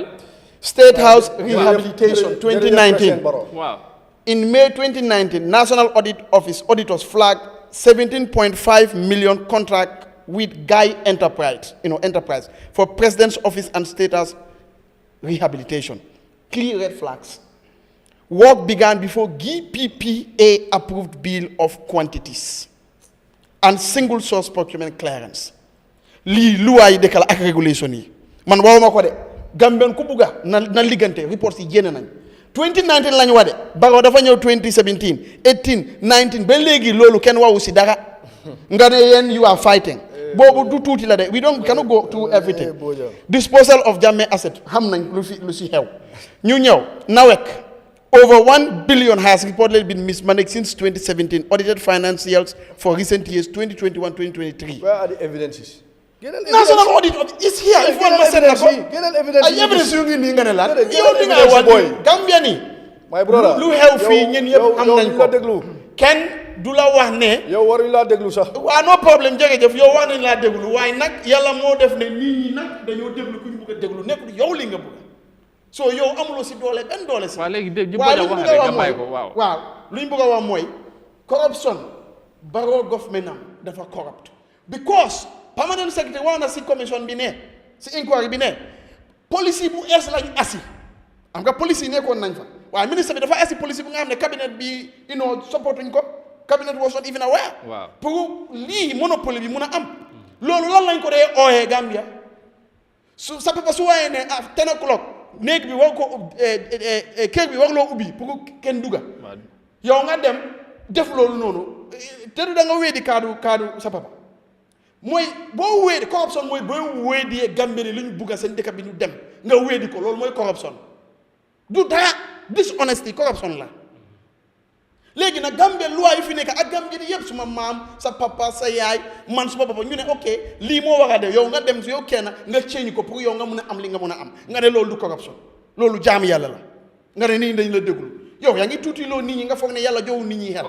so lii mooy dëkk bi so façon bii Barrow yii la war a tame kii su mooy advice président du ko advice dëgg because lu mu nekk di wane moom xam na si boppam ne du dëgg ka report yaa ngi non waxuloo dëgg because man wax naa la ne man maa njëkk against corruption man wax naa la loolu waaw dëgg naa la yow mun loo yaaxa suma wax mun loo yaaxa suma wax man ma ne am against corruption da nga bëgg a rek waaw man lu ma wax mooy waaye nag doo mun a tuumal nit rek nga ne nañ ko tax mayal kii balaa ñu dellu si docteur suñ broda bi Thiam leen rek laa ko mën a dëgg la mu ngi liggéey NPP te wax dëgg yàlla taxawam rafet na waaw kon soo demee foo nekk foo mun di dem rek soo waxee rek of course nit ñi il faut nga wane ne yes I'm trying to serve my role in my capacity for this party whatever waaye leena la Gambia ñun ñëpp bëgg nañ réew mi te président Barrow kenn bañu ko yaa ngi gis président Barrow mu ngi góorgóorlu président Barrow bu mu ñëwoon dafa wax ne dafa soxla nit ñi ñu dimbale ko waaye dañ gis ne ñi am na ñi nga xam ne yàgg nañ civil service yàlla may ñu président bi nga xam ne xëj na jaarul civil service ak public service yaa ngi gis before léegi nag mu boole ko ñi nga xam ne di nga ko xam Gambia fii ku liggéey in public service nga nekk seasoned public servant wala civil servant di nga xam ne dëkk bi Gambien ñu dëkk bu ndaw la waaye nit ñu garaaw ñu fi nekk gis nga corruption nekkul jël xaalis def ko sa poche corruption dafa bëri dafa xam nga dafa diverse tey exemple oil bi comme according to what I know jaarut cabinet mbir mi dafa am fu mu jaar that act of diverting this loolu is corruption loolu moom kenn du wax ne soo waxee du corruption moom kon yow yaa somebody else foo war a jaar mbir mi jaarut foofu nga bugg a laaxa affaire si ne loolu si boppam corruption loolu islam daf ko bañ. mais est-ce que problème bi kon docteur du Gambien si tamit ñun ne nit ñi est-ce que problème bi tamit. bu ñu waxee ne corruption bi président bi moo ko war a xeeb moom kese bët. ne nekkuma di accuse président président is one individual. waaw xam nga this is a collective responsibility. loolu moo tax ma ne la mbir mi soo demee ba si biir. waaw mun naa am ñu bëri bokk nañ si ñaar ñoo feeñagum waaye the fact that kii jaarul fu mu ko war a jaar maa ngi wax ak suma broda bi nangul ne lii du yoon lu jaarul si yoon. loolu lañ dee wax corruption mi ne da ngaa dem jël xaalis central bank def ko sa poche corruption dafa bëri façon wax dëgg yàlla soo gisee nit ñi di wax mbiri corruption nekku ne dañ bañ nguur bi déedéet réew mi ñoo ko bokk ñun ñëpp fu jaar yoon su liggéey ñu ne liggéey na waaye su liggéeyu tam ñu ne ko fii mbir mi nu mu demee ni du noonu corruption sax dem na ba si dugg si mbiri imam si exemple am na ñi nga xam ne ñoom they are part of the corruption xëy na suñu waaye dañ dee defend fen gis dëgg bàyyi dëgg defend fen loolu is an act of corruption dafa yaatu so suñu def fii corruption mu ngi si nguur bi we are not attacking président Barrow moom kenn wala ñu attaque minister of interior wala ñu attaque déedéet. xëy na ñoom lu ñoo bañ mooy président Barrow nekkul di def dara pour xeex corruption waay te loolu te ñoom gis nañ ne nguur gi ñoom supportuñ corruption ni ko Abdoulaye waxee te président Barrow pare na pour xeex corruption nee na ku ko def du aar kenn président Barrow gaala bi wax na ne du bàyyi kenn waaye moom si boppam wax na ne moom xamut lépp lu dox si gaala bi si Jammeh asset mu ne xamut the whole process am na nga xam ne moom leeru ko jotagut ko ba pare he is the most informed person meaning am na ñu jaar fi nga xam ne waruñ faa jaar loolu si boppam is an act of corruption so président bi nekkuñ di ko wax dëgga xam nga affaire yi man du ma de just attack the leader like that affaire bi mooy président Barrow dañ ko war a jàppale suñ ko jàppalee réew mi dafaa dem kanam so I think Cham has to understand from the angle we are speaking yaa ngi gis mbir mi réew mi ñoo ko bokka président suñ ko jàppalee Gambia nga jàppale ñun ñëpp pare nañ ko jàppale président Barrow loolu moo tax léegi some of us man personally dañ dee bëgg a dem meet président bi wax ko certain issues advice ko on education and waree dee tëj yoon bi dañ gis ne kii dafa ñëw pour ut place billahi man loolu I have encountered this several times bu ko dama bëgg kilifa la dama bëgg dem toog ak moom ma ne ko lii mooy suma gis si wàllum education man foofu laa wala agriculture soo defee lii dina la defoon naa ko benn yoon mu ne dinaa ko def si winning election su ma seetaan ndax xam ne nu mu ko wax dama ko fenal waaye second time bu ma demee xam naa ne election dafa biisi si lañ tëj suma bunta bi ma try ñu tëj ko I can name people li nga xam ne binda naa lañ top position li nga xam ne ñu ngay toog ak président Barrow every day ñoo block suma yoon I have the evidence nanguñ ma gis ko in fact the letter from the permanent office of the president is with me ñu ne ma doo ko mën a gis boo jàmm mu ne loolu tamit corruption la xam nga Amadou bu naa respond exactly so Cham xam naa nga understand affaire bi président Barrow mooy suñu président ñu ñëpp wallaay ba ñu président Barrow am na ñu nekk si gannaawam di ko lëndemal affaire bi xam nga waaw docteur Jima lu mu wax mun naa koo nangu te man wax naa ko si suma kaddu gis nga nit suy wax da ngaa déglu waxam bi bul ko dégloo xol te xam naa ne moom dégloowul maa xol waaye nag am na lu ma leeral loo xam ne bu mu ko fàtte gannaaw man dama ne ñun suñ nguur we are against corruption foog naa leeral naa loolu ma ne ñun taxawal nañ anti corruption commission lu tax ñu taxawal ko mooy xeex corruption ñaari yii nii foog ñu nangu ko ba pare ñu doog a continuer ñetteel bi mooy ne nawek kii mu ngi wax mbiri nawek xam nga Bojang soo gisee moom du ma dee sori si waxam because dafa wax rek pour jéem a presse ñu si biti pour please leen waaye docteur Jiba lu mu wax maa ngi koo dégloo xel te gis nga mbiri nawek soo ko waxee nawek ñun lan lañ def suñ nguur lan lañ def nawek am na ñoo xam ne seen salary ndax wàññiwuñ ko because of ne they underperform kon gis nga nguur gii nii li ñu war a def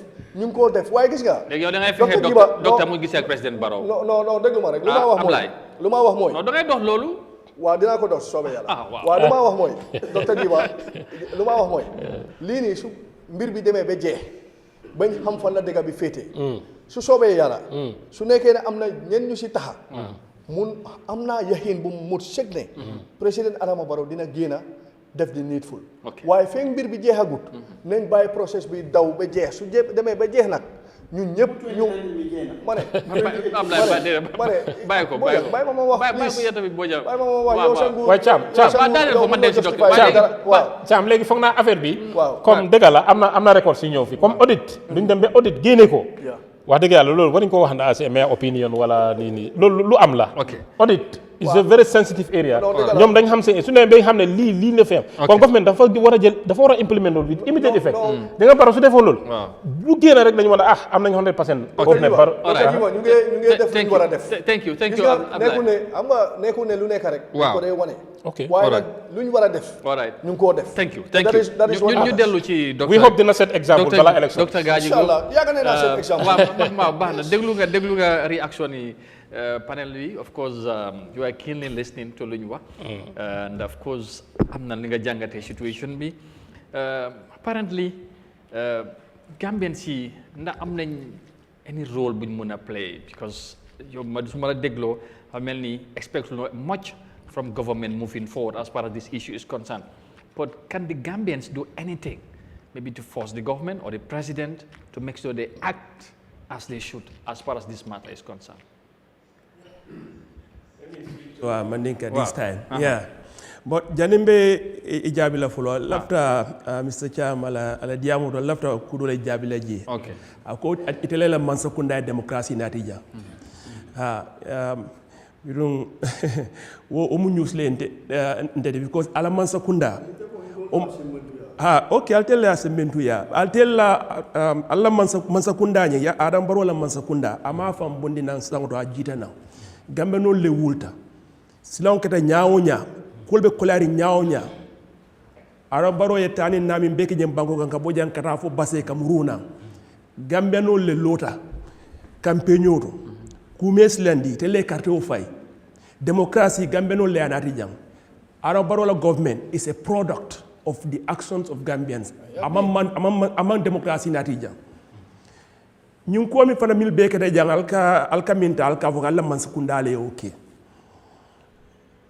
mil keta fa sometimes ni la moy la molle sa fo ko ha nga jane commission nati janne nga CRC nati jang nga TRRC nati anti corruption fi access to information ming be kerin jang man sakunda president sita ni siran ni state house wol kol mol bo fokan wol preparation wol be ke kan na ni man sakunda la na man sakunda altella man sakunda mo sinde ye juma hani ba tambe le sindi je e ma sindi je wol be kelale ha wo itata fono la ko o alla mol amanke damale ka nyim fo meta nyim moy lale baro man démocratie nati jang benyum fayla jang kato fayla jawaru min gambeno le a sindi jang adu wolle fana yo ultimate decision soto o sembo fana soto ka bondi jang aka nyinin ka minna sa mina auto wol si mune keno wala nan koye ko hani man sakunda nyanta investigation minke yake woy make ñing national assembly la ñi inquiry ay nafa soto le okay because I call seniyandi le information mi yatina te kuliyata afenketa importanta na findita jana ita tiñanola so wuri ne foye bata ita tiñanola gambenol yalon say ñing oil saga min keta je atuta man sakundale bulu yela investigation o ke be min kela yalo nkoye ko bidu min tumindi yalo luwale bije tonya ni eta e tumindi be sambala court le ni court of law ye found guilty then min nyanda kala ke that's why I asked the role of Gambians in all this. Can the Gambians do anything? The Gambian people and of course the opposition as well, so long the civil society, can they do anything in this regard for that government act as it should? I want you to comment on that. Yeah, before that word loi est modi mansakunda da mal ke samba court ke prosecute nin court niatra you are guilty ye samba kasoto if you are innocent han mansakunda la take sor imanyana ke ma that's very important bari amman ke le crime committee ay ñinin kala pour national assembly eta ñun commission eta ñun kodo spend ka ñinke nin ko mbokela national assembly fonte do ko kela feneti ta ñaado munatin na ñande fa ñinin kala munatin na ñing national assembly ñing inquiry ke munatin na keta nim man sakunda ya do ko ke ñanta kala ñama man ñana futa la ñing tembodo okay nga kuja maki janka commissioner ke wo mu time we solete afele say jane commission tata I investigation okay about the Jammeh assets. Million dollars spent out. Yela report di Mansakunda 2019. Sanji woro commando. Mansakunda ya read because janibe white paper safele nyanta ka commissioner recommendation ala report will be safele ka be karanne ya karanne inata yela response di wole mi la white paper. So personal sidano mule nyaade le karidantan ko ma fu mole ko ndema kala mu tan minketa. Itela fo kabri be karande te be sino kanneno itela minister mil bije report min nati te fo ni wolbita wol ni wolbe ka findi nyonnal itela man sakunda kilungo le bije 2019 the same man sakunda le bije inyanda ka minke e maoke fo investigative journalist o nata we kiskisro ke wa romina we nyun ko tra mial ko nyanda ka ke e manke e minister mil appoint wol botaje fo etata wol nyanta min beke la manke na nafulo tinyata ita sai ne ita ba fula mole ko ibina sai ibe ku kala je ita nyanta min kala kabirin immo oke so ni de lota mol nyaado ko de ko sai mina ku kala je mo nyanta kala ite la ba bulam nyin oil sagala fenko fanandi min nyanta ka ke naketa because loi mil break amanke comme mal loi soto Gambia la bango ka milsi mo tumindi no wala wara yesamba abi kerin ni aji FIU bel do ko kala loi le o sembodi la la police investigation kela lo sembodi la minister of finance ndaka minke central bank nyandaka minke GRA nyandaka minke pura nyandaka minbe abebe safari lo abebe safari nyandaka minke e make commercial bank won nyandaka minke e make lo ay sembodi central bank lale ke regulate wo be mi nyandaka ke hani kilimela do ko ke so nim fotata nyin temboto fo ñing commission o ko dobe time over waste la ko dobe spend la ko say abe findita abe wanyata la mimbe keta say absolutely ha say ngana la question o answer mbe min nyanta kake ite be take kan janne kanyun ko kacha mbe ngasi ka nyitandi tinyaro min keta tilimbaliya min keta an futandi Gambia no milbe siring santo satol mimbe siri la suwol kono kombo jam lal beto milbe outside ibe ya long tilimbaliya mimbe sari nyim man sakundatu ibe ya long corruption mimbe sari nyim man sakundatu civil society ñul fanam e ñandela doko min kel ndeta fole be min kel ya lu ne be min kel lu fane yela doko ke min sik atuta man sakundale buli telle si investigation o keno ka mo accused of crime la ye samba court ndel to keno la ndel si min keno nga ko man sakunda ko anyanta min kel almake silo fele atulal telle bul albe silo tala wara albe taval la atulal telle bul ha ndel si wala keno man sakunda say yes opportunity still now min nyanda kala silo de kake atulal telle bul foy ba kala lo fota kala mo mawlo bar nente ñinenka iko ñu fonga confidence soto ba foy be silo kala ba mba fole masoto munatinna amanke mam benefit of the doubt dilade because min tambita kunu manyina wala ngajele because ngamin foy commission national assembly manyanda fan kasi ñun kuto min nyanta do ko kala ni yake ni police o le investigation o ke FIU le kuol ke ñame central bank le kuol ke GRA le kuol ke njogu ba ñol be la ko ke in pura ni wol be la do ko ke ñanta kala ñame ñu ko ma ñana futal national assembly ne ja futal national assembly min ñanta ka ke wala manke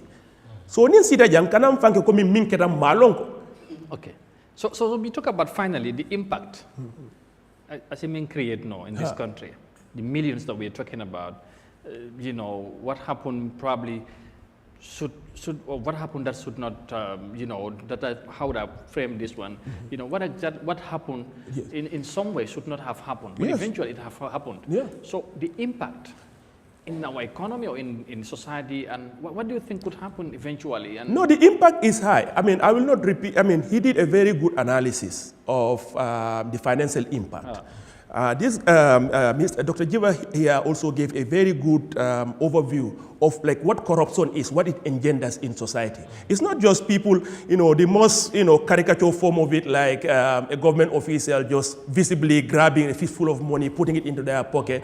That's like a caricature form, But reading this report shows like the whole arc of it. Obviously, you have some people who have been paid very significant amounts of hundreds of thousands of dollars per month. The report doesn't come out clearly and say who is it, but we can sort of surmise. Anybody, you can use your senses to sort of surmise who those people are. But let me add on something that people didn't touch on here. The impact could be far more than foregone tax revenue. You see, the source of the oil is Russia. Russia is under US sanctions. We are a poor country. We depend on significant amount of bilateral and multilateral aid from many countries that impose sanctions on Russia.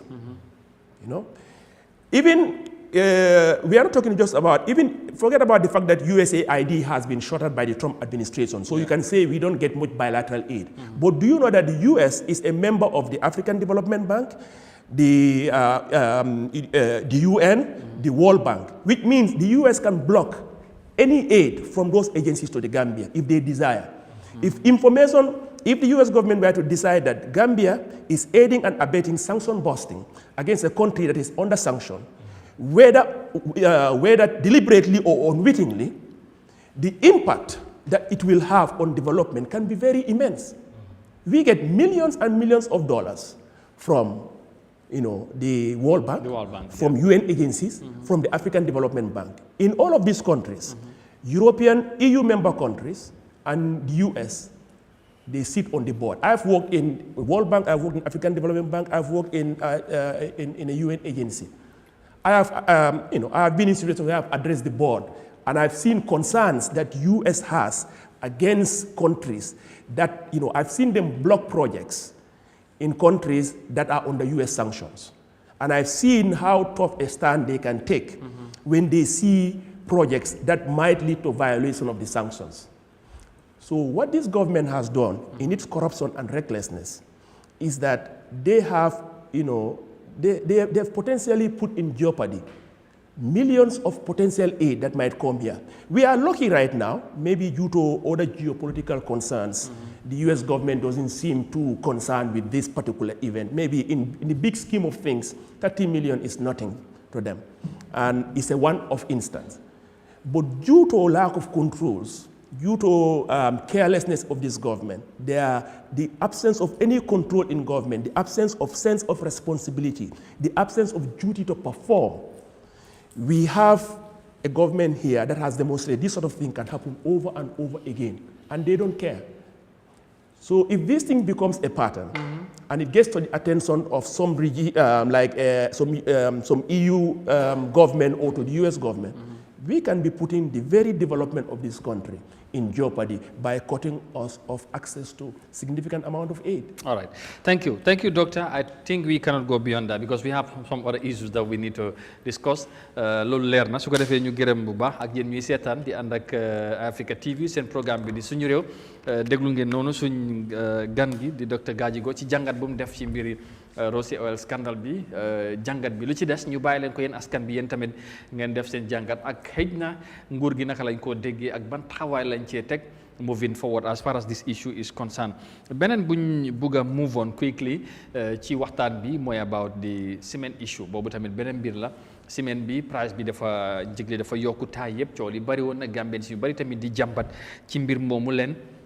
léegi nag lan moo xew lan mooy problème bi taxawaay nguur ci loolu ndax Ministry of Trade am na li ngeen a wax ci mbiri ciment bi waaye tamit ñi of course jaay wala ñu def production ciment ci réew mi ñu mel ni Jah Oil ak of course yeneen industrie Gasem Salam ñoom tamit tudd nañ leen ci pour mel ni Jah Oil ñu jàpp ne ñoom problème bi ñoom la parce que ñoom ñoo am di bulk of mbiri ciment ci réew mi loolu tamit génn nañ wax indi nañ leeral bot ku mel ni docteur Gajigo am na nañ ci jàngat bu am solo gannaaw bu mu dégloo njiitali Jah Oil xam naa docteur dinaa dellusiwaat ci yow because you are the guest ñu dugg ci issue boobu again ban jàngat nga mun a def ci mbiri ciment bi nu mu ñàkkee ci dëkk bi recently impact bi to others it has been so huge ne beneen taxawaay waroon naa am ci nguur gi but of course wax naa léegi Jah Oil surtout tudd nañ leen ci lu bëree bëri but propriétaire bi génn na leeral jàpp ne di sot am na lu ko waral di US sanction wala tarif yi bokk na ci international market bi tamit loolu yëpp wax nañ ko ba tey dafa mel ni yow loolu ànduloo ci loolu jàpp nga ne there's more to it or ëpp na lu li nga xamante ne mooy lu ñu wax lan nga ñu mën a wax exactly ci lu cause scarcity bu am ci wàllu ciment ci dëkk bi ak impact bi mu def ci réew mi donte ne jamono ji xëy na mbir mi xal naa wàññeeku ci situation boobu. Cement wala kuol since nga analysis ke in English mbat nga ñu fana continue man ka ko cement wala ko meta ñin safe la manke sainte because ñim problème o commencé de kabiring and for over 7 years nka ñu ko kaja ante ñin waru sidal the current chief of staff nta fala office to dun kanyun ko fay kabriya start kanyinke uduma at the time ate motsise amu fengo atelem permanent secretary at the Ministry of Industry nta fala office na ñin kaja kabrin jele nga start ka tonya foy first of all jannim bitam bi ñu ko sen la folo Jah Oil toka fo jambake le ndema at a fault ñin amu businessman olti as far as ndenga min long aba operate can legally at nimman sakunda tamate nin slola mamirabe abe loi break la just fenko so niaje ñu kolbe kala ndebe fault kala dame wala man sakunda la karola okay ato business old am businessman old ni man sakunda ko ñilen luwaati ñilen siloti ñilebe la na luwaye ñi ñi tan mo la ñilebe kala ata tamala wala so ñim problème o jam mo ma ñanate blame la because ate bala business ole tamandika jumale luwal taman jumale monopoly di mo la jumale power soto jumale o sembo soto ka monopoly di business do bay ma sakunda le o sembo soto so nimbe mo blame la ñu man sa so lafta ko ko indi je fulo jande mina ko analyze okay ñing cement follow Gambia la cement system mo ñi comme nga min sa fe non tout tier system len ye company sabal soto min gasemti salam ani ja oil milka cemento nati nang in bulk watra mantra bago ko the other group of importers milka cemento bonden Senegal watra ka sang akatra bago ko e na ka nati bay lan lela wala na wat jama fo nita cemento nita da farafanya dabe diari je baki so ni mansa kunda ya start ka kabiri ñing company do because min ka bonan Senegal wala da diata munat na da diata ñin dolti because ñi la cemento bu ka bondi hani jama bu ka bo Africa jam fa Spain ñol lem Algeria ñol sa ndefo ya de kata Egypte ñol Vietnam ñol Turkey ñol e kata jele cemento min ka bonan Senegal ni bo bondi la janka nati jang wala transportation no adama ko le ya baake bari be cemento min ship lanam from outside wo kola nanata ka special duties fanan ne jobi because iba bondi kan nan outside of ECOWAS special ECOWAS levies ñol be ka apply jele na tuti tele bulu ila tele cemento bonda dawo da be tele bulu na ni ta cemento bondi dollar mela jamfata ila price be na min charge la asiata e atuti tele bulu den o la falling eta asan Senegal but nim business all meta bulala man sakunda le ko man sakunda ha ntel ni milka cemento bon nan Senegal e kam patande kan tel boyndile adun tel nga factory soto jam ntel kan cemento manufacture jam for I remember the Minister of Industry Mr. Diouf he went before the National Assembly akoy ni levy kejele because ntel nga cement industry soto jam ne ja oil ni wo company do wo ka cemento manufacture jam I was working at ADB, I was on a project, a cement factory finance all the way in Democratic Republic of Congo. I've studied the cement market. Ngalo cemento nda manufacture no Gambia jam. Because cemento I mean yinenka, I can use input, I can limestone. We buko transport no.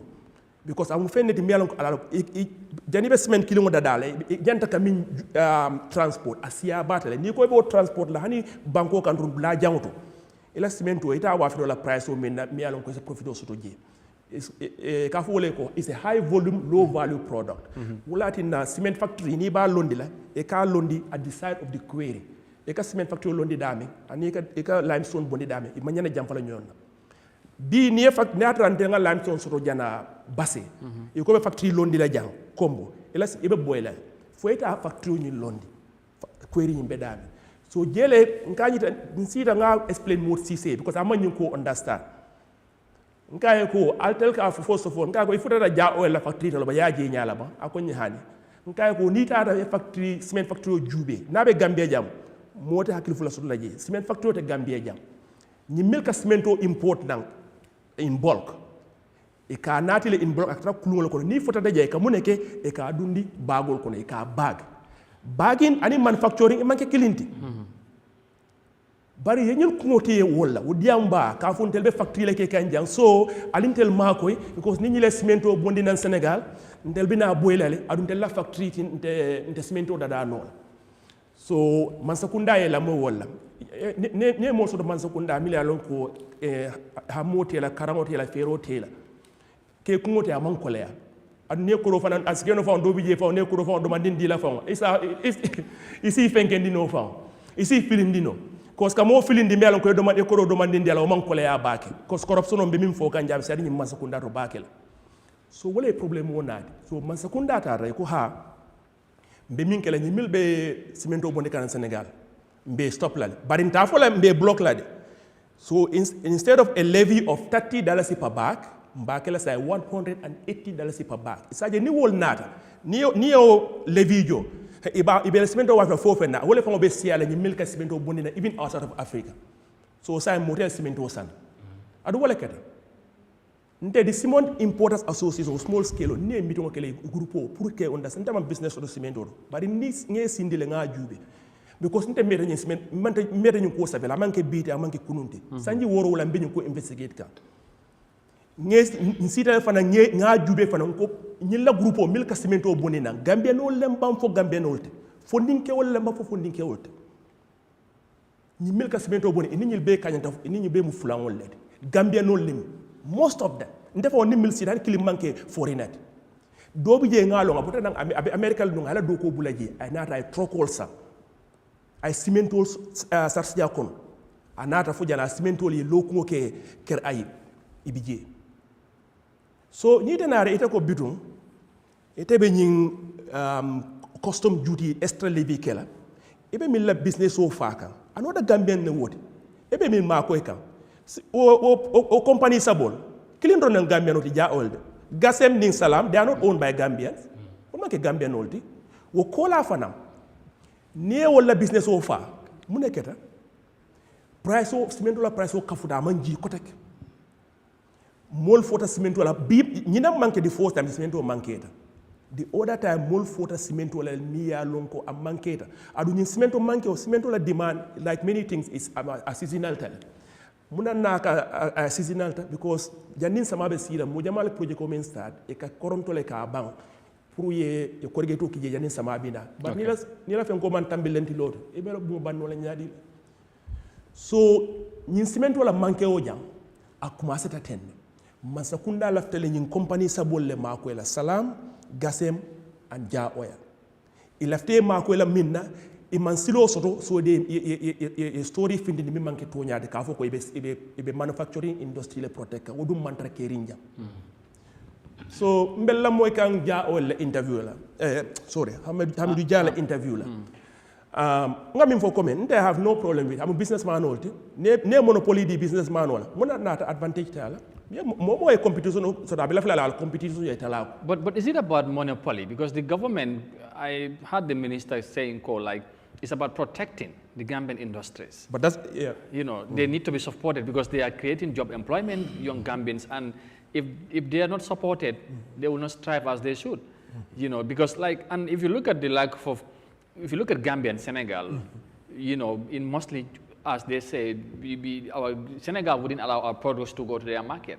So it's all along us importing theirs. So why not we support our own, also to make sure that they are being empowered. So, I think that's the argument here. That's the argument. So let me address that. Yes. So the government said they are protecting the industry. But hotel protecting and manufacturing. There's no manufacturing here. Production. Yeah. Now, so you have 3 bulk importers. 2 of them are non-Gambians, 1 is Gambian. Now on the other side, you have 3 groups.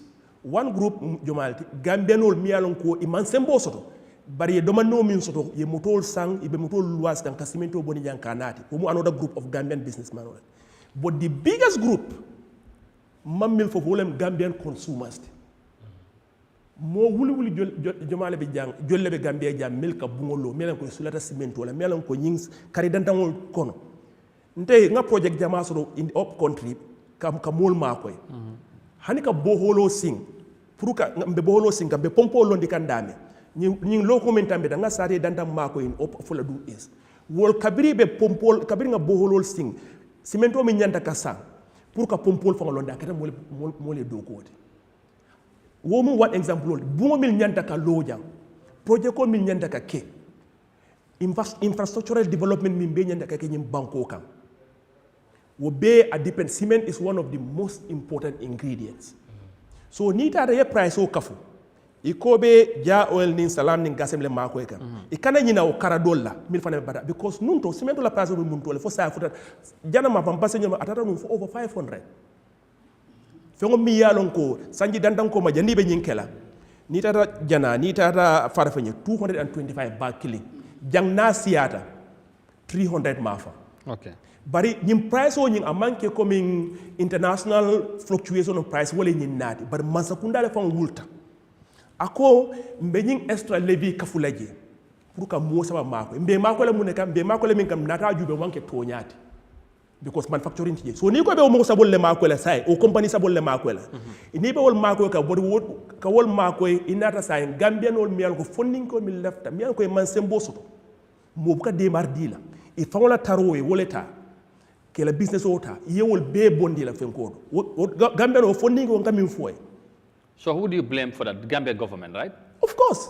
Because Gambia government ne asembo soto ka fenko kije ka fenko nyin ka levy nyin ke import duties ataya ne government mawke wol ba continuer le ka bondi nan kasimento nati nyam a price o nyin la price o nyin ita ka funo abi kila le because mo le be compete la wala ka tinna economy kata nyaado because nim mo clean ka fengo dada price o min data bi wala kelaji so ko namu fendi sulata min minka business dol forcé pour e kanela fengol da kafu because ya ne ni la fengol da kafu isita san no do bulle.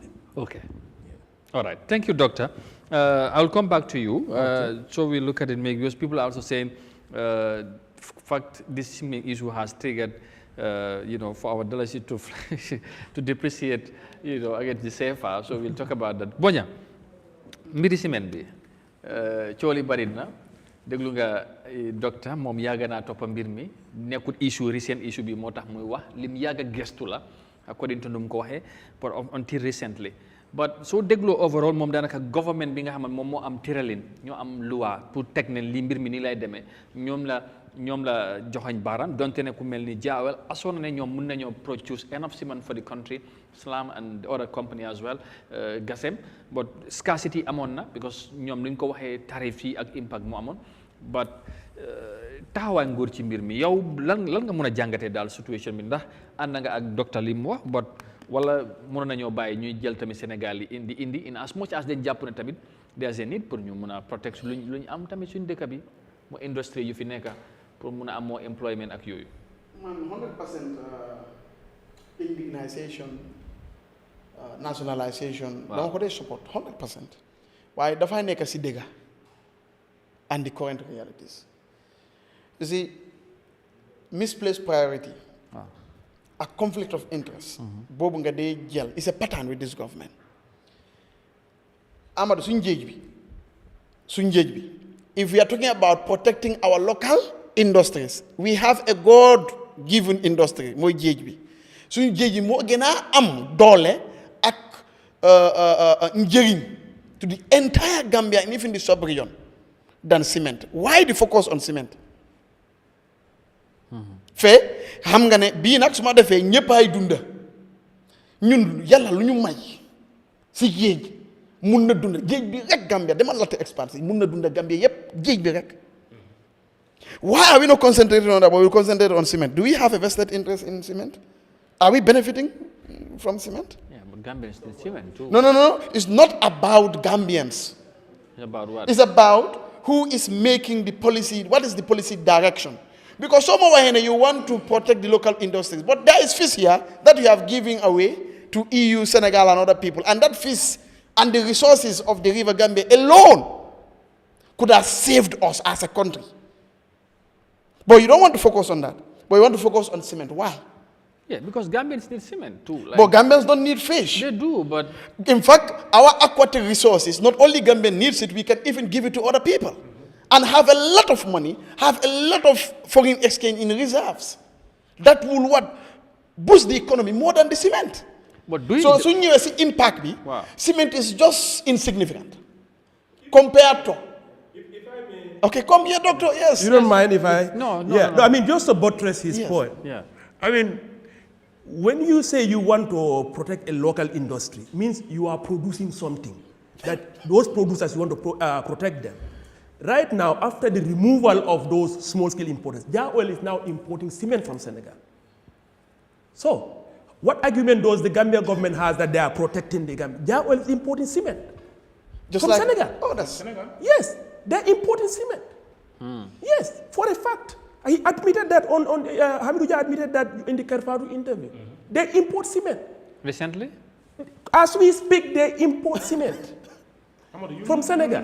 Okay. Yes, they import. Journalists don't know what's happening. So the point here is the government's argument. Yes. This is the profound dishonesty about it. I mentioned this. I mean, when Minister Juve went in front of National Assembly, I wrote an article. Said he knows exactly what he was saying in the Assembly was not true. Because once those three bulk importers, once they remove the small scale, Oil now imports cement from Senegal.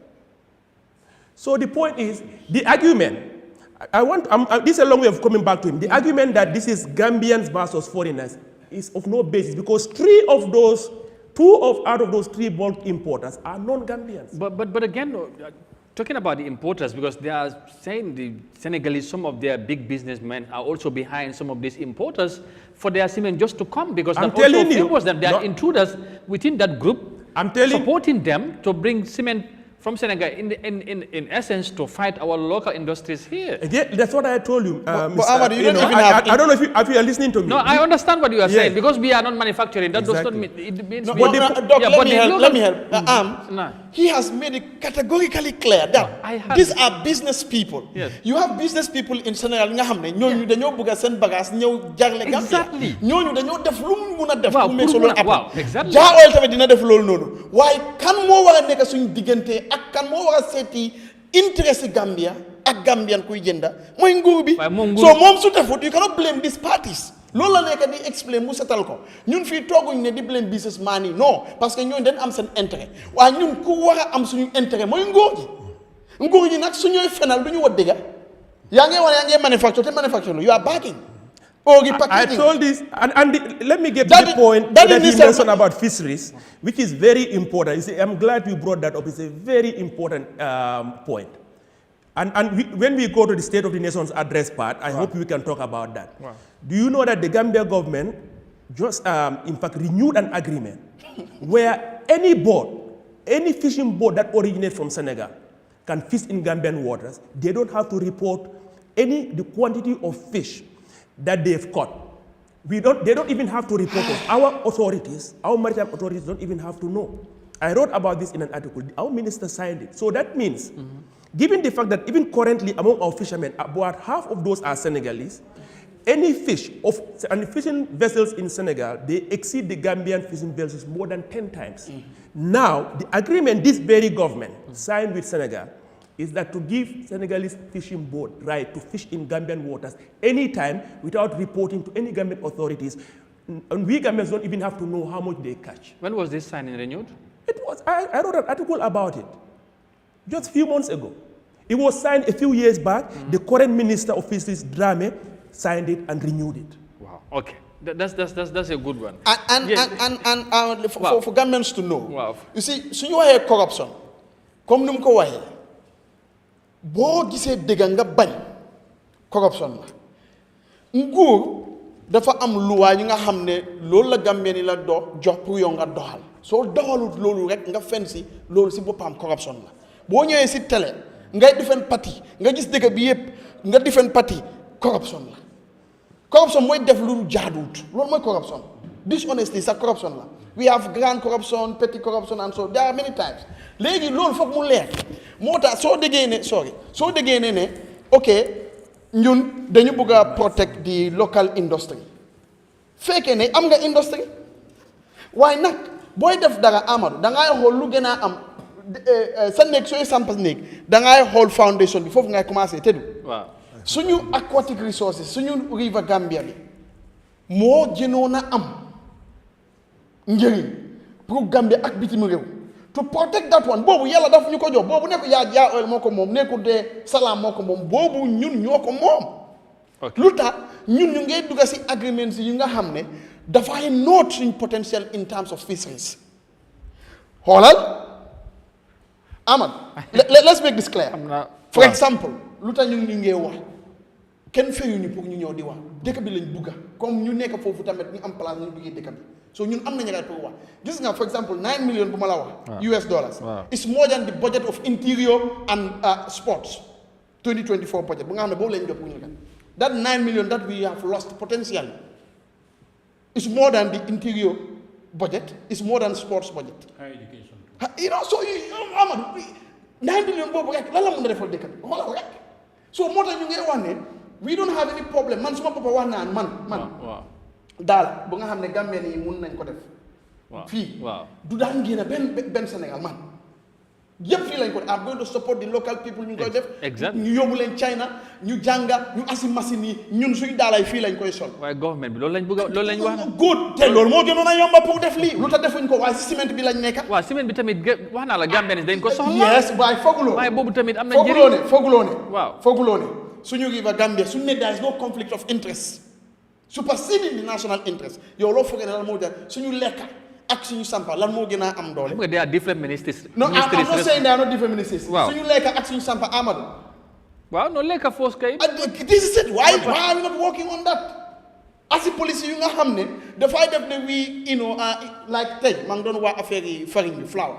xam nga yow li nga xam mooy for example ak man li ma xamoon mooy ok wheat ñu ne wheat mënuñ ko lifin fii yooyu noonu mbuur beans daf dee mën a defar mbuur ma ñebe millet daf dee mën a defar mbuur ñun suñu suuf bi xanaa du dee mën a def loolu noonu waaye as in the government concentrated on that da ngaa gis dañuy complain ne waaw import flour bi moo tax mbuur bi seer when priorities are misplaced lii moo dee xew so we are saying this should have not even been a priority if food is there if our aquatic resources are considered moo tax ma ne la could there be any potential conflict of interest why are you supporting some industries why because the industries are empowering Gambians or producing but employment imagine opportunities. how many people could have benefited from the River Gambia if you have these strikes by the government. No, that's another one. But this one also is another one. Thank you, Boya. Doctor, déglu nga Docteur Jiba lu mu wax ci mbiri ciment bi cooli bari woon na ci mbir mi but amoon nañ reassurance ci company mel ni jaawal ne nañ fexe ba Gambien si again ok mu ngi wax ne saa yi wax na naka la su sax because cooli comme ni mu leeralee amu problème ak jaawal you know Hamidou wax na leeral na mbir mi but Hydra tamit wax nañ ak moom mu ngi jàpp ne comme like ci mbir mi aside ne xëj na international tarif bi ak jooyu but balaa this recent issue du am ñoom nuñ fi nekkee taay yëpp mbiri ciment nekku amutoon problème so problème bi mu amee recently moo tax affaire yi manqué but balaa loolu ñoom ñu ngi doon produce enough ciment ci dëkk bi in as much as nekkuñ di manufacture ni ko docteur waxee leeral na loolu but yow issue bii nii ak coole bu ci am ndax yow tamit feel nga ne at the end of the day dem na ñëw nag nguur gi moom mooy problème bi bala yow ban jàngat nga cee def. waaw Amadou dëgg la. waaw xam nga dañ war a bàyyi di wax ne ñu ngi produce ciment dañ ko dee package. waaw waaye. waaw comme produce ak yoon na produce mooy nga defar. xam nga génne waaye dañ ko dee import. waaw ñu package ko label ko def yëpp. waaw xam nga nag ñun ba boobu amul buñ ko amee fii time bu amutoon fii léegi xëy na moo tax nit ñi foog ne dañ ko produce ak yooyu dem jëli baag yi ñoo jël indi Sénégal. ñu am ñu baagee ko fii Gambia ñu ne nguur gi mun a jàpp loolu moo gën a am njëriñ ci réew mi ndax na mun a créétal ñeneen am fuñ jàpp ñu mun a am luñ ci am pour dooleel ñooñu tamit ñu jàpp ne loolu dafa war affaire bi man docteur Gajigo nu mu fi wax dafa ma jàngal lu bëri daal because xam nga ciment bi ñun ñu fogoon mooy comme nañ ko dee import from other countries other than Sénégal dégg la Gambian citizens yi nga xam ne ñoom dañ daan gën a troc di dem di import ciment from Sénégal ñu block leen duñ la mën a stop waaye dañ il faut ñu yokk tarif bi pour price bi mën a yokku pour jaaweel mën a continuer ak salaam ak yeneen yi gasem waaye gannaaw def nañ loolu te recently comme according to doctor's revelation ñoom seen boppa ñu nga dem import from Sénégal loolu si boppam loolu dafa graaw parce que loolu su ko waxatoon ñu bëri duñ ko xam xëy na ñu bëri si xamuñ ko except di policy makers ñoom seen boppa waaye indi nañ tamit ay gaal yu jógee feneen ñëw non loolu laay wax ni waaye the fact that they're importing from Sénégal dañu war a bàyyi open yeneen citizens tamit ku mun a import nga import waaye comme in the name of protecting local industries loolu soo nekkee yaa ngay produce loolu mun a ko def waaye fu mu nekk nii you have to consider the third party comme ni mu ko waxee the consumers here ñoo ëppa ñu nekk di import cement ñoom at the end of the day soo importé ciment ñan nga ko war a jënda nit ñaa ko war a jënda waaye léegi lan ngay wax ci ñi nga xamante ne ñu ngee dem ci jaawel ni nga ko waxee dafa jëndee fa cheaper price ñëw di jaay Gambian si nga xamante ne mooy at an exorbitant price nga dem fa nga jënd 390 because of scarce dafa am nga ñëw businessman yi tamit ñu wane seen buggee di jaay Gambian si tamit at a higher price loolu tamit foog naa ne war nañ koo mun a wax. xam nga di state mun naa regulate affaire bi yëpp moom mooy di main regulating body here.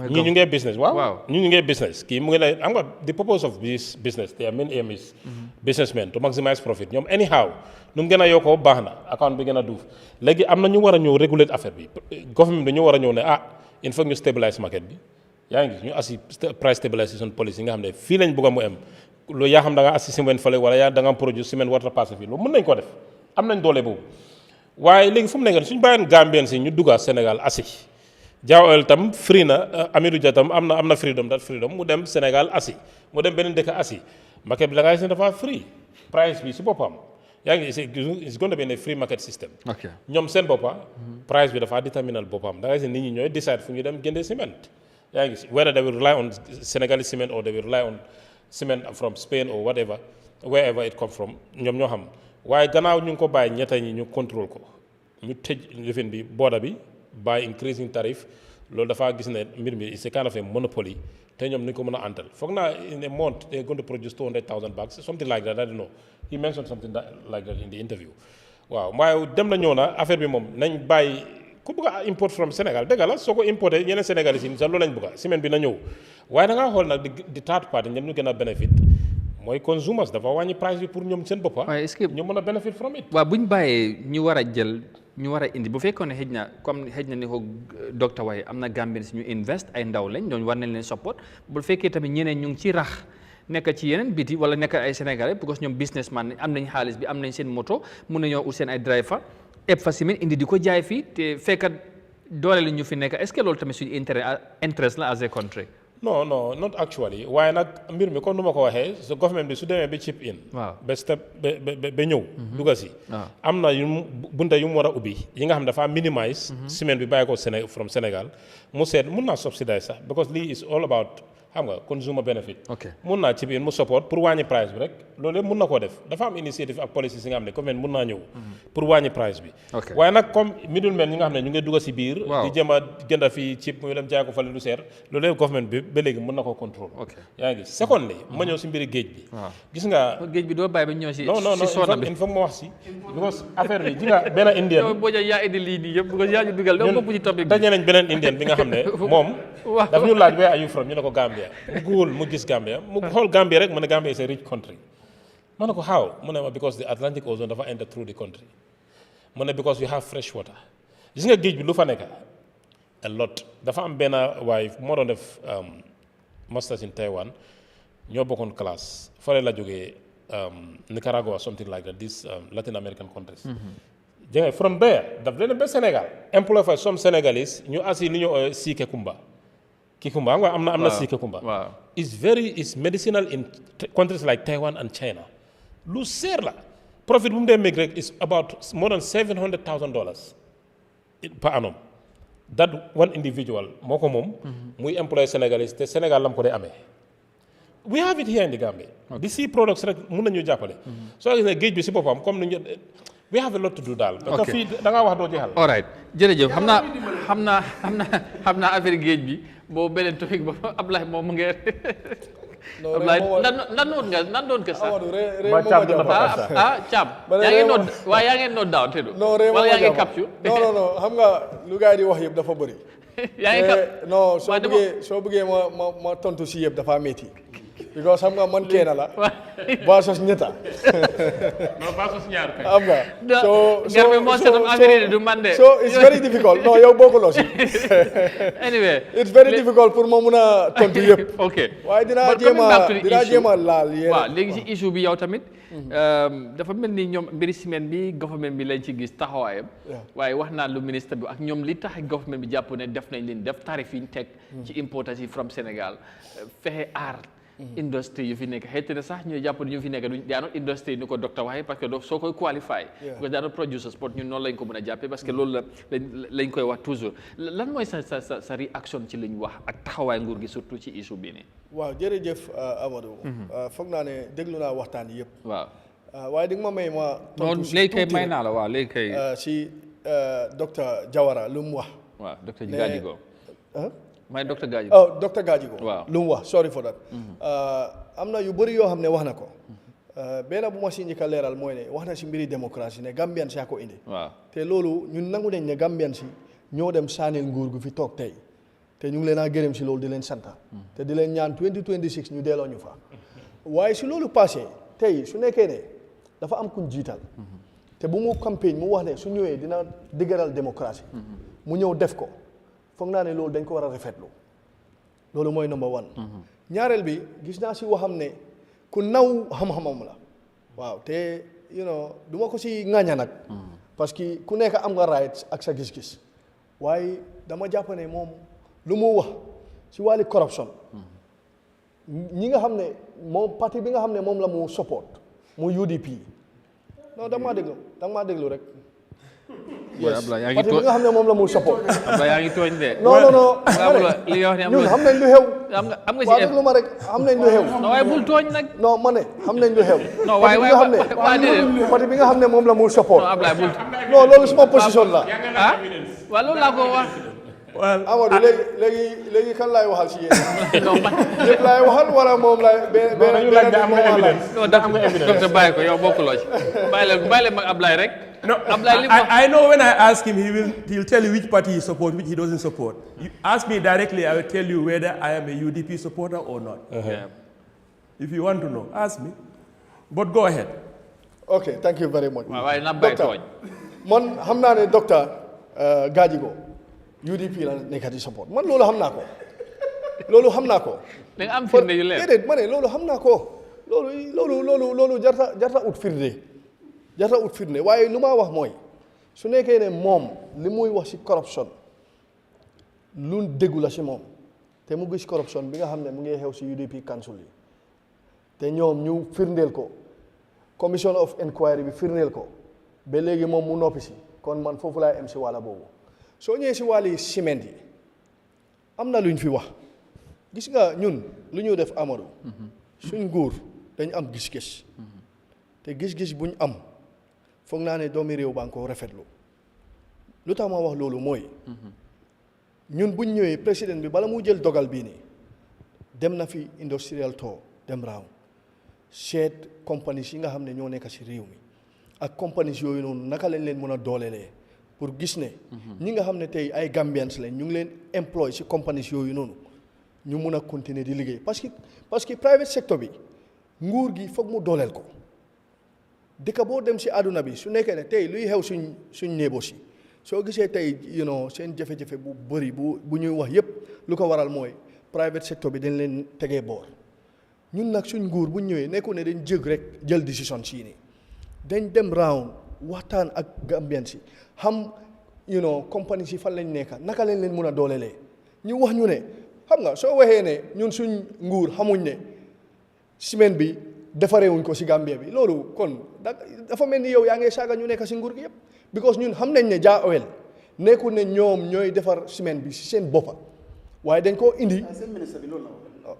ooy déglu ba wax rek. déedéet yaa ngi tuumal Gambia. bàyyi ko boo jàmm. ministre bi moo wax loolu. waaw léegi nag bàyyi ko rek moom su paree. loolu misinformation la amal. waaw bàyyi ko rek bàyyi ko man su ma mënut a wax dinaa ñibbi de. non da ngay wax kay yaa ngi wax kay. waaw dem suba ba léegi maa ngi si campagne. waaw continuer waaw continuer.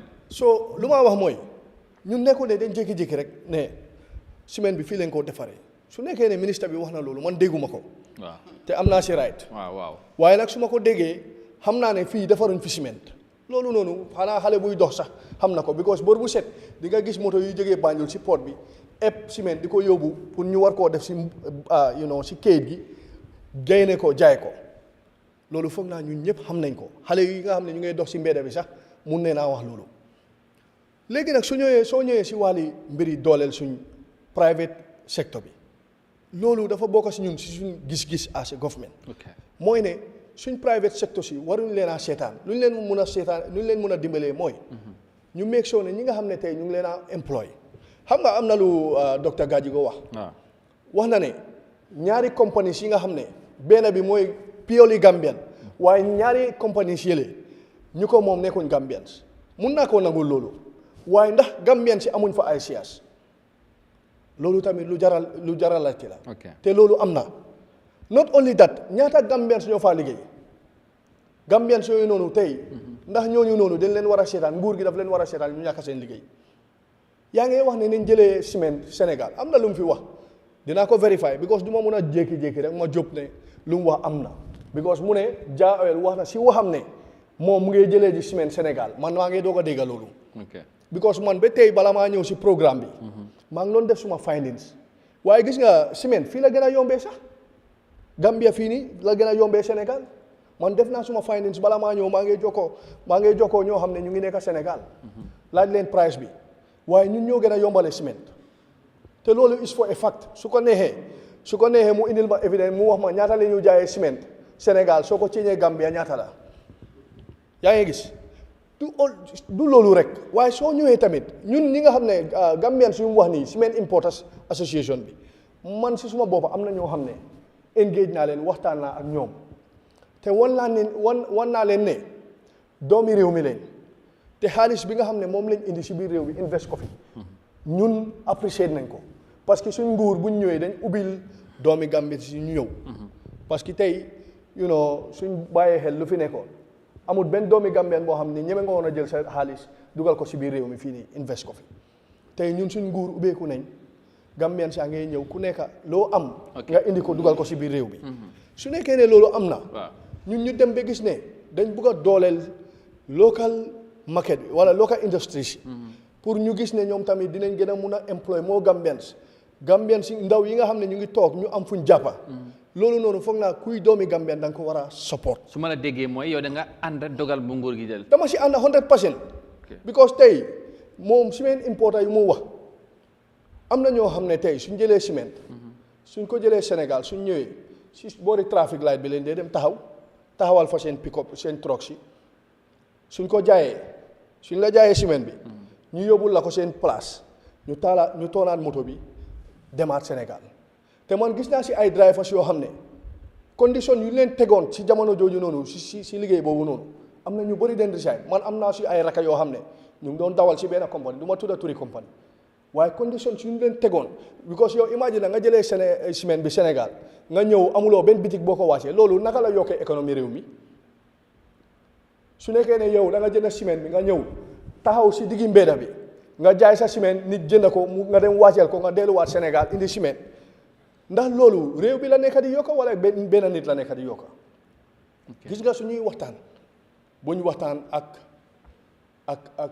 beñ gis nga beñel ku la beñ kooku mënuloo wax dara loo xam ne dina baax si réew mi waaye man lu ma gëm ko mooy ñun suñ nguur gi bugga nañ doomi Gambien bu nekk si loo nekka nga gis si sa boppa te loolu ñun ñu ngi koo dégal gis nga mbiri semaine bii bu mu manqué bii mooy ñaari yoon mu manqué bu ñu waajal korité bi semaine bi dafa manqué woon waaye boobu man waxuma si waaye bii yoon bu mu manqué dama génn wax Jah Oil ne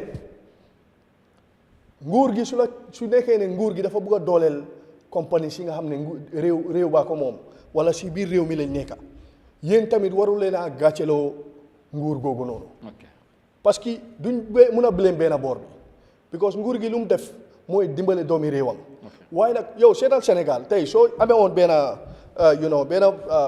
mbuusi sukur nga dem si booda bi dañ koo nangu man jël naa fi ñaari mbuusi sukur maa ngay dem Gàmmo ma dem ba si booda bi ñu nangu suma sukur bi te waxuma la saako sukur de ñaari mbuus kese laa yore soo su nekkee ne tey am nañ compagnie yoo xam ne even though liggéey wuñ ko fi waaye di fag ne ñu ngi ko fi mun a baagee brand ko as Gambian product ñu jaay ko fii nii loolu lan moo si bon fu ma daanelee waaye nag time bi dafa ndaw de waaw continue daaneloo góor yi nga ne fi ngay daanelee Cham kay yow est-ce que du campagne bi moo la sonal Ablaye yaa ngi doon campagne xam nga lu xew mooy dama am ñetti nit te man kenn la soo ma may time tuuti rek lu ma bëgg a wax yëpp Ablaye campagne bi moo ko sonal de yow du ma ko dee mën a wax waaw je liggéey yow daanelal li nga da nga ñëw daanel waaw fu ma daanelee mooy ñun Cement Importers Association ñu ngi leen a engage waaye nag dañ bugg a mbir bi ñu teg ko si yoon gis nga ñun bañun nga dem jëlee ciment Sénégal bañun loolu waaye lu ñu bugg a mooy soo jëlee ciment bi Sénégal soo ñëwee na yokk réew mi mooy nga fay taxe boo war a fay na nga fay taxe boo war a fay na nga ubbi ay bitig yoo xam ne foofu nga war a dugal ciment bi yooyu yëpp dafaa yokk réew mi secondly wala finally fu maa jeexalee mooy tey Jah Oil bu ñu indee ciment bi Amadou yow gis nga wala dégg nga luy xew soo ko gisul tam dégg nga luy xew Jah Oil fu ñu fix price bi mooy $415. waaw 390 la 390 si compagnie bi. factory bi sorry. soo demee si bitig bi nga jëndee ko $415. waaye lan moo xew am na ñoo xam ne ñu ngay jël ciment bi di ko jaayee $525. ñeneen ñi di ko jaayee $550.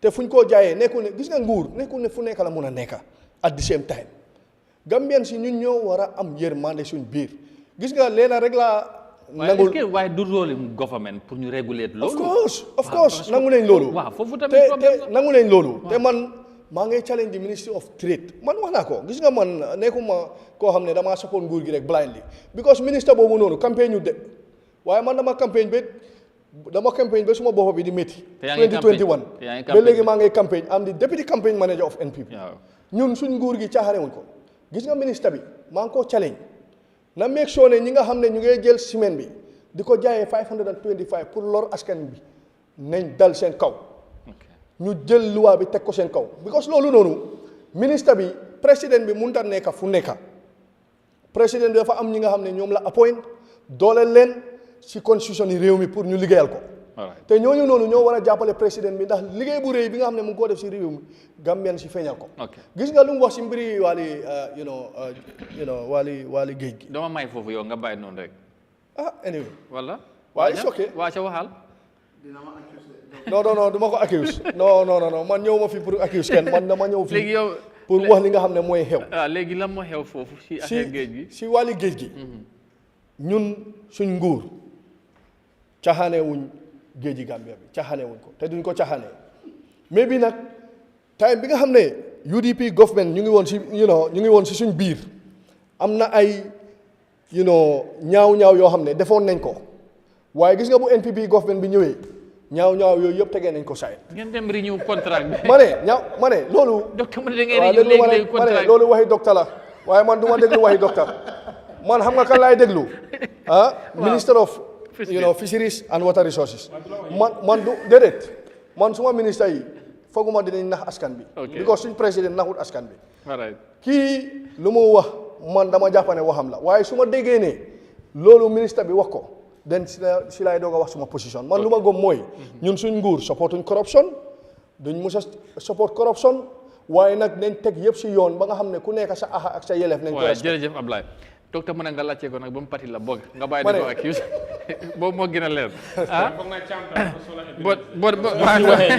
déedéet man dama bëgg a docteur jox ma évidence because docteur lu mu wax nii man maa ngi ko doog a dégg si moom parce que ministre bi moo ne semaine bi fii lañ ko dee def docteur mu ne ministre am di ko nax man waxuma la ne waxul ko de ma ne la ne su ko waxee tamit man déggut ko waaye man mi nga xam ne nekkuma ministre xam naa ne semaine bi defaree wuñ ko si réew waaye Thiam foog ma ne kilifa bu mel ne kii dina ñëw wax kii dafa yàgg Siri Saay liggéey na IDP he knows what he's talking about docteur moo doon wax te maa ngi jàng si moom everything I've said I can state categorically for a fact that Jah Oil imports cement from Senegal. Hamidou Jah himself said it with his own mouth. If you listen to it, he himself said it. There's no doubt about that. I have seen his vehicles cross the border. Number two, we talk about, couple of times, in what he mentioned, what he thought is a positive thing for the government and Jah Oil, saying that Jah Oil fixed the price at a certain. Think about that. We're talking about one company having the power to dictate what the price of a product like this should be. Yes. That in itself is alarming. It shows that there's a breakdown here. But I think it's the government that fixed the price. It's not Jah Oil, is it? He's narrating what he has said. I'm repeating here. Well, he's saying that we don't ourselves, our traders take advantage of orders because Jah Oil fixed it at a low price and unscrupulous businessmen are selling it at an inflated price. No, I mean the government fixed the price. I'm not going to that is an oversight. But I'm referring to the government. No, but there's no government fixed price here. If you say that that's true, there's no government, that one. I don't support the government, but I'm not going to in fact allow you to put a false blame on them, even though you are a spokesman of NPP. No, I'm not the spokesperson. Okay. I'm the deputy campaign manager. Deputy campaign manager, even higher. So I'm going to defend the government against your accusation. The government doesn't have a fixed price. I'm like accusing the government? No, what I said is, that's what he said. Jah Oil, a government, and all the other companies, work together to make sure we have the best price. Senegal, we have the money. No, allow Doctor to continue, please. So, Doctor, finally on this cement issue, because we need to move on. We have one more thing or few things to deal with, and time is not on our side. Finally, of course, you have been following this issue for the longest time. You did your investigations and you heard from the, Hamidou Jah orders and the government stand on this matter. But after all, what happened? The recent scarcity, the impact it has, the challenges that Gambian face. Eventually, I think it's easing down now somehow because cement is coming in as, as not still expected, but eventually it have now improved. What do you think could be learned from this? And that feeling that the government would now listen probably reconsider some of the standard they have took, or basically hence now the situation seems to be okay, and the like of Jammeh have assured Gambians they will continue to make sure that there's enough cement in this country. I think that's a good assurance. That's not responsibility of Yahya Oil. Yahya Oil's responsibility is to run his business. He can sell 1 kilo if he wants, 1 bag of cement. He can sell 100 tons if he wants. The responsibility, Yahya Oil is not responsible for cement here. Hamidou Jah is responsible for running his business and his business alone. Have you ever seen the financial statement of Yahya Oil? No. It's a private company. Yeah, it he is not obligated to publish it. He can keep it and nobody should even ask him because it is his right. It's a private company owned by a private individual. We don't even know the shareholding structure of his company, nor should we. It's a private company. The national, something that is of national importance, like cement, that is important for construction, where even if you have a slight drop in it, it can affect the whole GDP. That one should not rest on the shoulders of one company. This is the fundamental lesson we need to learn from here. And this is the lesson that this government fails to understand. They don't want to understand because politically it's not in their interest to understand. They benefit, the people they are benefiting, I'm going to be blunt here, are political patrons who are financing them and their campaign. And they have every incentive to go and help those companies. It's corruption, pure and simple. State capture. What is happening here is that the lesson that we all Gambians should learn is, if Yahya Oil goes and makes, if Hamidou Jah stands and makes a promise that they are going to make sure that there is cement available, that is a huge problem. That's not the responsibility of it. What we should have. But Yahya Oil is a key player. But let me get to that. Before the government put these obstacles in there, we had, the market was nimble. If there was increase in demand or not, we didn't feel the shortage. Why? Because to order cement from Senegal to Gambia, the difference between ordering and delivery is a matter of days. If you are importing cement from Vietnam, what is the difference between ordering and receiving? If you are lucky, weeks. In some cases, months. What that means is that when there is, in a seasonal market like cement, when you have periods of acute increase in supply, companies that depend on this bulk may not be able to respond quickly to the market. While if you have small players in the market that can order small or large quantities from Senegal. But prior to the recent scarcity, they have been continuously, making sure that cement is available in this country. And again, another question is, why should we as a country continue to import bagged cement in other countries if we can bag cement here in our country by local industries? There's nothing wrong with, nobody says there's anything wrong with bagged cement. They can bag here as much as they want. Yeah. What we said is, don't prevent other people from bringing back cement. Yes. No, you just listen. The government basically what it did was it said they didn't prevent. Doctor, but we are not preventing them. Technically, they are preventing them. No. So let me. Yeah, but let me give an example here. No, that is not the case. If somebody. Senegal. But time. Abla. No, I'm not denying what doctor is saying. Doctor, please. Abla si MPP la ñëw yo xam na lo def la interest. Docteur lu mu wax. Xaaral rek. Xam nga docteur lu mu wax ñun ñëpp ñu ci jànga. Non, dama bëggoon a wax dara rek. Waaw. Docteur lu mu wax ñun ñëpp ñu ci jànga. Te ñun we are open. Ñun suñu government bi we are Democrats. ñun nekkuñ fii di. We are supporting only 3 companies against thousands of people.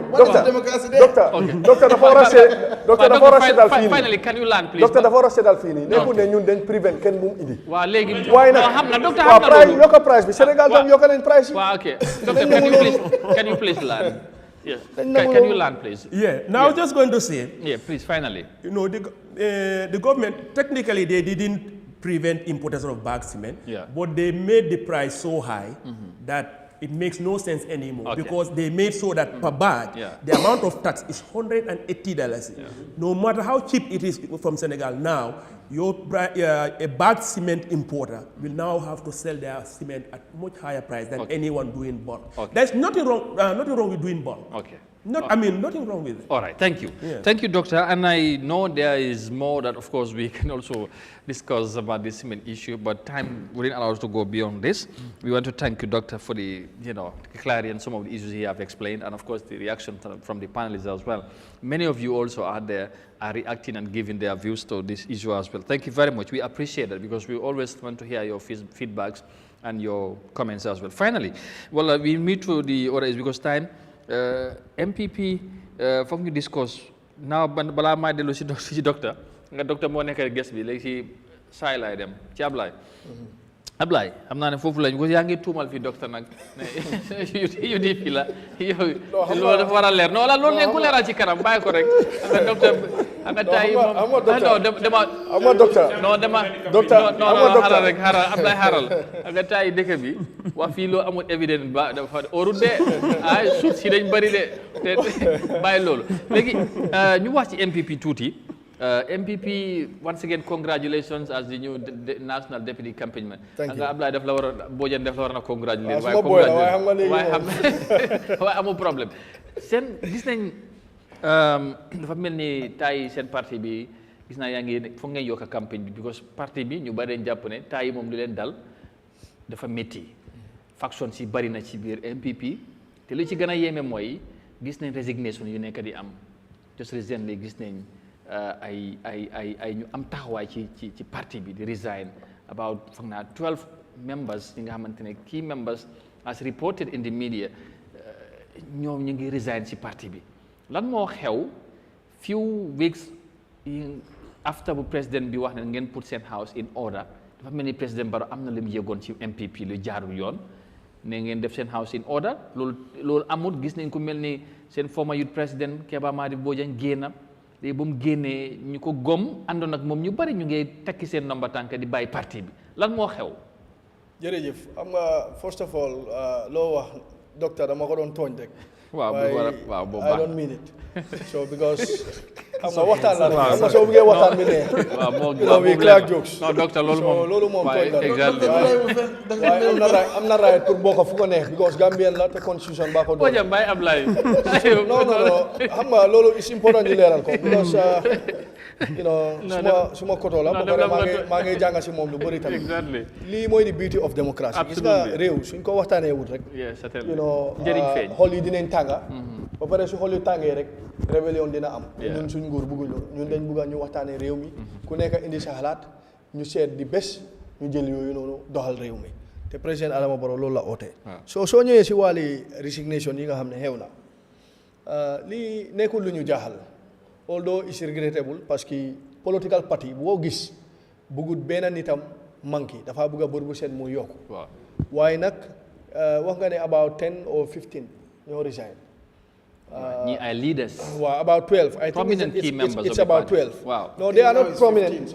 They are not prominent key members.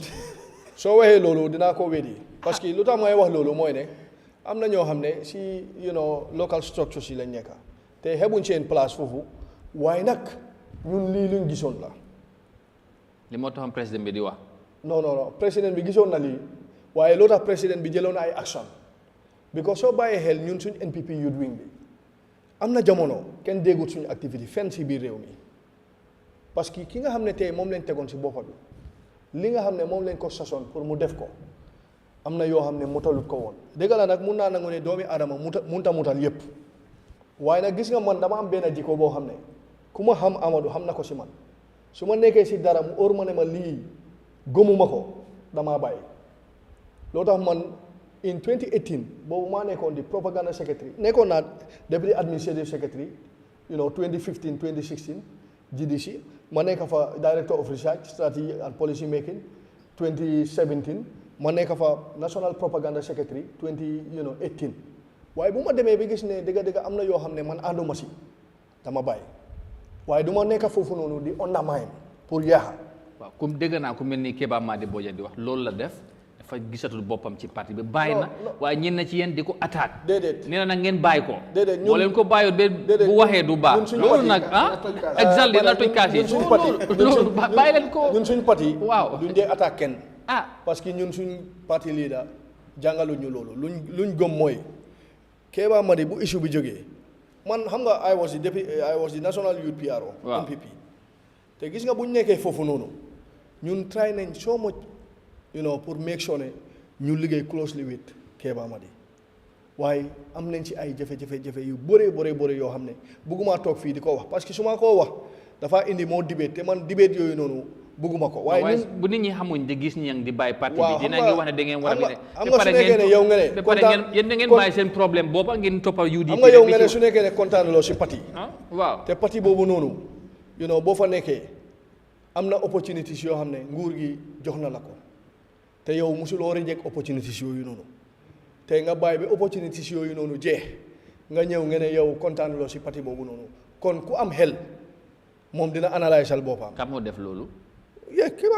Keba Madi ñaata opportunities la am si nguur gi. comme lan. am na mining company boo xam ne mining sand mining site boo xam ne moom lañ ko jox te tey li nga xam ne moom la contract bi agreement si lu fa nekkoon yëpp.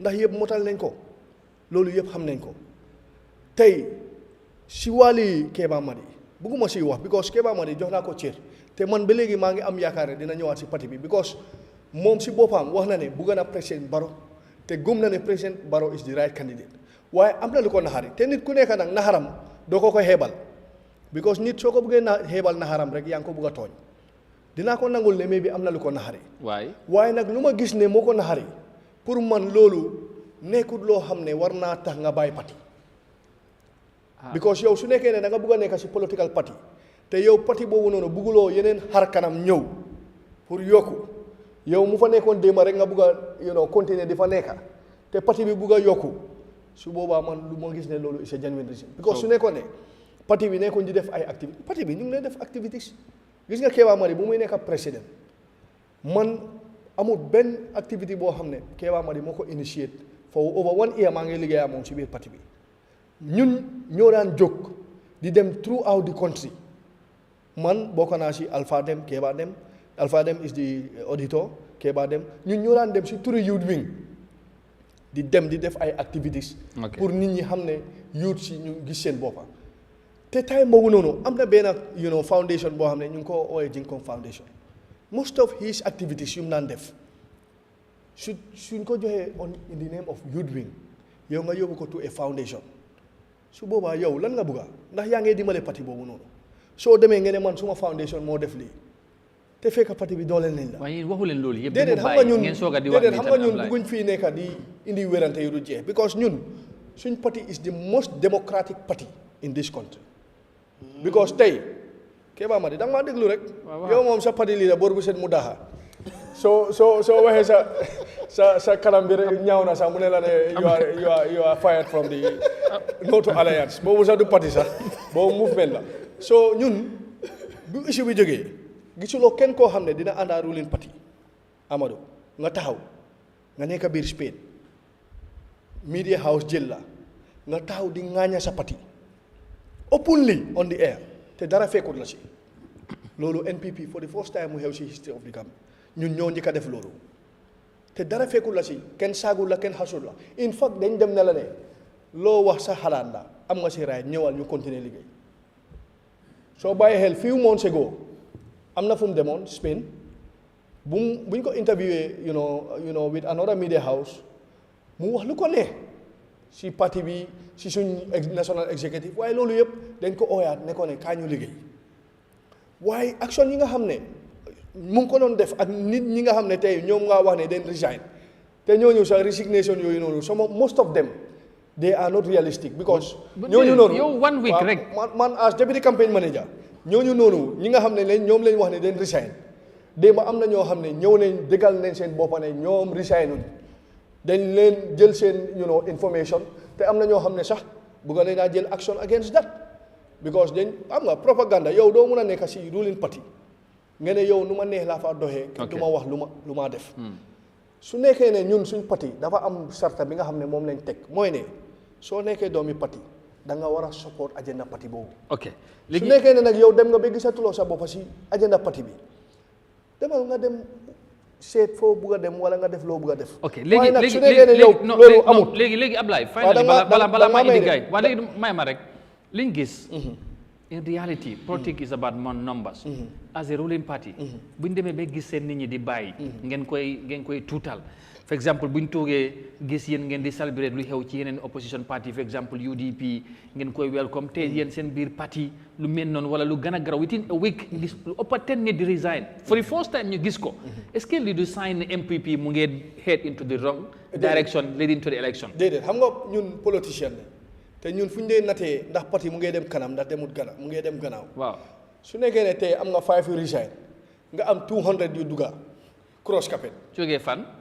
jógee si yeneen parti si démb rek maanaam Mamadou Sabally ñu ngi bàkkoote Fish Market over 200 women ñoo rally from UDP ñoo join ñu tey maa ngi nii Mamouda laa jógee over 50 women jógee nañ UDP tey ñoo bokk si ñun te bu ñu demee Mamouda ay révélation suñ fa fekka ñun xam nañ ko. gis nga ñun lu ñu oo Keba Madi li ñu ko wax mooy ñun NPP we are stronger than before.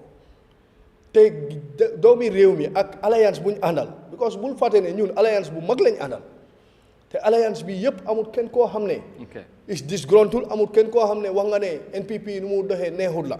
yow nag su nekkee ne da nga am sa small team. nga bugg a nekk di jël party name di ko jéem a use Jingcom Foundation ñun ñëpp xam ne ni Jingcom Foundation Keba Madi over 1 or 2 years su demee si plateforme sax soo ko waxee du wax ne président Barrow. du wax NPP dafa wax ne man Keba Madi ak suma Jingcom Foundation. te NPP ñu ngi ko nangul. loolu moo tax ngeen daxa ko. déedéet loolu taxul ñu daxa ko de kenn daxut Keba Madi. déedéet. leeta buñ gis déedéet leeta buñ gis ñun luñ def mooy. Sidi Ndiaye sign. non ñun dañ am stratégie boo xam ne suñ parti noonu la mu doxee su nekkee ne am na luñ la allège dañ laa déglu. ñu jox la a période pour nga répondre. Keba Madi ak fiiw nit ñi nga xam ne ñoom ñoo wane seen naxar bu lii xewee dañ leen bindal leeta wan leen ne jox nañ leen 7 days pour ngeen répondre wane seen taxawaay ak lan ngeen xelaat ndax da ngeen a continuer. buñ ko defut. déedéet xaaral ma ñëw rek Amadou lii dafa important ma leeral ko. non waaye daxa bi am na tamit. déedéet daxuñ leen loolu laa bëgg a leeral. expel loolu lan la. non expeluñ leen amul fenn foo gis leeta boo xam ne dafa wane ne dañ leen expel. lan la ngeen leen def luñ bindal si leeta bi mooy ne.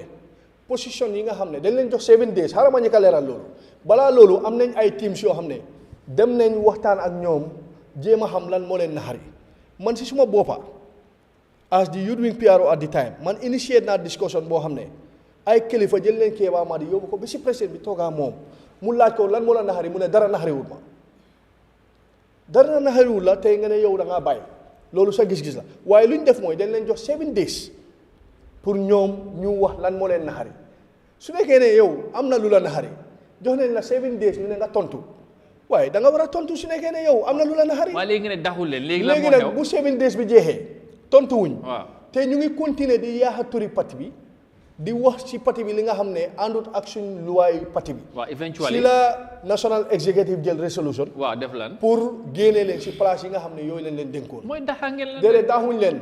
xam nga génne la sa place taxul ñu daxa la. ngeen replace leen ak ñeneen ba pare. Amadou yow si tey nga am na ñëw ministres yoo xam ne génne nañ leen si nguur gi waaye ba léegi ñu ngi ànd ak nguur nekkul ne dañ leen daxa si parti bi amul fenn foo gis ñu bind ne daxa nañ leen. si place bi nañ leen daxa. place bi lañ leen génnee parce que lu tax ñu génne leen si place bi mooy Bojang mu ngi nii ak xam naa ne lu mu nekk opposition du nangu nga nekk Noto Alliance ba pare di castiger Noto Alliance.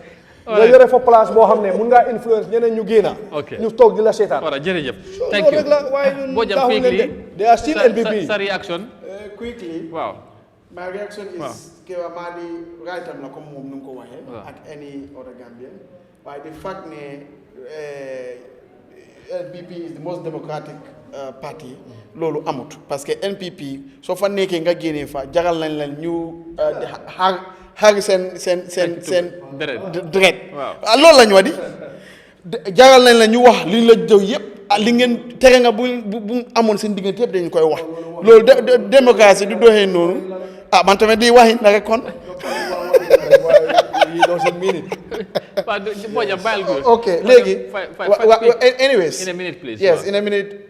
Ñun as opposition, we welcome the move by Keba Madi ak Nifaneka. To be frank with you, it's a celebratory moment for us. So is this a sign of MPP? Yes. Going down? Come on. Obviously, MPP is going down. Yeah. MPP is going down, inshallah, in 2026. It's a sign. This is more than a sign. This is, in fact, a symbolic one for that matter. Luther, you see, we are talking about national youth president. Yeah. And here come the new campaign manager belittling the grassroots structure. No, I'm not belittling. You see, the one in the office, having the pajero, and the one who is there mobilizing the grassroots, who is bigger when it comes to real politics? Yeah. No, we are all politicians. So Keba Madi there has is no grassroots and senior politicians. We are all politicians. We are all. But you even mentioned grassroots here. No, in we your are all on the delivery. grassroots. Okay, whichever way, we want stop. Keba Madi to actually continue what he is doing. With his new party? Yes. No, And there is no party. Keba Madi form a good party. It's just. it's an emerging party. No, it's just a NDP, name. how much? I'm a good party. ñu ko wax mooy ne na del si waat këram. Keba Madi ñun de am nañ yaakaar ne bii buñ gis ne bul déglu waxi Bojang. Keba Madi du déglu waxi Bojang. Because Keba Madi dina ñëwaat këram. Because NPP mooy këram. Bojang, thank you. Thank you very much. Doctor, anything? Wow. Amoon na time bi nga xam ne dama daan predict ma ne waxoon naa ko fii ma nekk NPP dina am ñi nga xam ne maanaam dafay xar ñaar de. UDP dafay xar waxoon naa ko fii so long time lu tax ma ne UDP dina xar mooy depending on the candidate they will put forward loolu moo tax daat bi ñëw mu taxaw lu moo tax UDP mën a unify waaye su wàccee ku mën a jiital il faut am na ñoo xam ne dañu beru NPP loolu NPP the same thing Barrow soo gisee mu ne du dem mu ne is to unify the party moom xam na di danger waaye even though Barrow is there waxoon naa ko ma ne lii nu mu yàgga dina dem because ruling party interest bu fa dee nekk daf dee bëri ñeneen dañ dee gis ne xëy na gisuñ fa seen boppa xëy na lu mu wax si mbiri Keba Mane ji nga Keba bu ñu ko underrate de xam naa ne ëllëg moom dinañ génne press list di ko against moom si boppam caam su la nee nga pare loolu nag because ñi dañu ñëw comme dañu wax ne kii mu ngi leen naa lu mu wax yëpp amut lii mu ak lii il faut ñu génne release press déedéet di Keba Mane gaayam yi yaa ngi gis loolu lu ñaaka waaye comme affaire bi comme waxoon naa ne UDP waaye the best thing is comme ñu parti yu ma wax nii dañu xaajaloo nañ ñëw ñu seet naka ñu def ba am a uniformity. But is this a good sign for the opposition? Ruling party bi ñu gis ñuy xaajoo ñeneen ñi di dem resignation si di bari. Man na leen laa xam bu ñu underrate these resignations yi nga yii ñu duñ ñemee just resign def ko si media bi ñu this is something that is real ñii bàyyi nañ dem nañ waaye comme nu ma xam ne NPP la bokk mun naa ñëwaat I don't think so waaye dem nañoo na it's not a good sign for the ruling party. The opposition bi tam dañuy wax ne more parties dafa gën a divide opposition bi dafa gën a jox more power to the ruling party déedéet loolu amul fu mu nekk nii undecided voters ñoo ëppa the people in parties in the Gambia here naa la ko wax gis nga next president ku war a ñëw yàlla rek a xam te it's going to be a surprise. Changes mun naa am. Okay. Doctor, thank you very much for coming. Appreciate nañ ko bu baax programme bi I know with Garme next week inshallah also he will contact you nga ñëwaat so ngeen am time ñu ngi ko nuyu by the way di ko ñaanal bu baax lan ngay conclude maybe with MPP with this recent development if you may want to comment about it if not so I mean anything. Now we are all politicians. Exactly. So Ablaye mu ngi bëgg a profiter docteur rek. No. These are interesting developments. Thank you. All I want to say is, I think these are signs of times to come. The resignations you see, whether in any of these major parties. Yes. What I want to tell everyone is that next year is going to be a different political landscape. Okay. Anybody who looks at 2021, you think what's going to happen in 2026 is going to be a replay of 2021, you are mistaken. So maybe for the Gambia only, Mimbina Kela Sama or Jari 2026 next year election and then election do mintambi te kala kilindi. Mil fa bina sembo so la milbe lola jam milbe parti kuto milbe fintila ibe man finti folo al si ngal lamwe nga jube milbe na fintila mimbe ke kan banko kan sayente amanta ta kan silola adu mol lafta falungola majority ya yitan le ko imman kontan mimbe keri adu ngaaje nyamenten ko min be taman serol be finti kan taman serol mol nyanta kan hakilo to bakele mo kana mira ko min patio mil 2021 mille sembo soto wolle fana mina sembo soto la saba so fo docteur be fen tabi kamba asikeno ngamin fo a besi possible non asikeno docteur fa fen tabi ka al nga singal lam time will tell. Yes. Abarka Bag. Thank you very much. Thank you, Doctor. Dr. Ousman Gajigo has been our guest in today's Sunu edition. Thank you very much once again for coming and for the conversation. Ñu gërëm ko bu baax ci ñëw bi ak ni programme bi demee ñu ngi ko gërëm bu baax di gërëmaat beneen docteur Aliou Djiba moom tamit ci ñëw bi moom si suñuy réew team bi la bokk léegi ndax Gambie moom team bi dafa yaatu léegi substitute gars yi bot ñoom ñëpp bëri na ñeneen ñu ñëw tey ñoom Doudou Dia ñoom Adji Souane ak ñeneen ñi ñëpp ñu ngi leen di nuyu bu baax a baax Oumar Say boo tey moom war na ñëw xaw ma lan moo tax ñëwut but ñu ngi ko nuyu tamit moom waroon na bokk ci panelist tey Bojang as always available. Thank you very much. Abdoulaye jërëjëf Mr Thiam di ñu deputy campaign manager jërëjëf ñu ngi lay waaw yoon bi waaw yoon bi ñu ngi koo defar ci kaw inshallah all right jërëjëf thank you very much to the technical team Manga and the crew jërëjëf and Hadi yow moom lan mooy problème bi doo def ndànk yow ak sa boss jërëjëf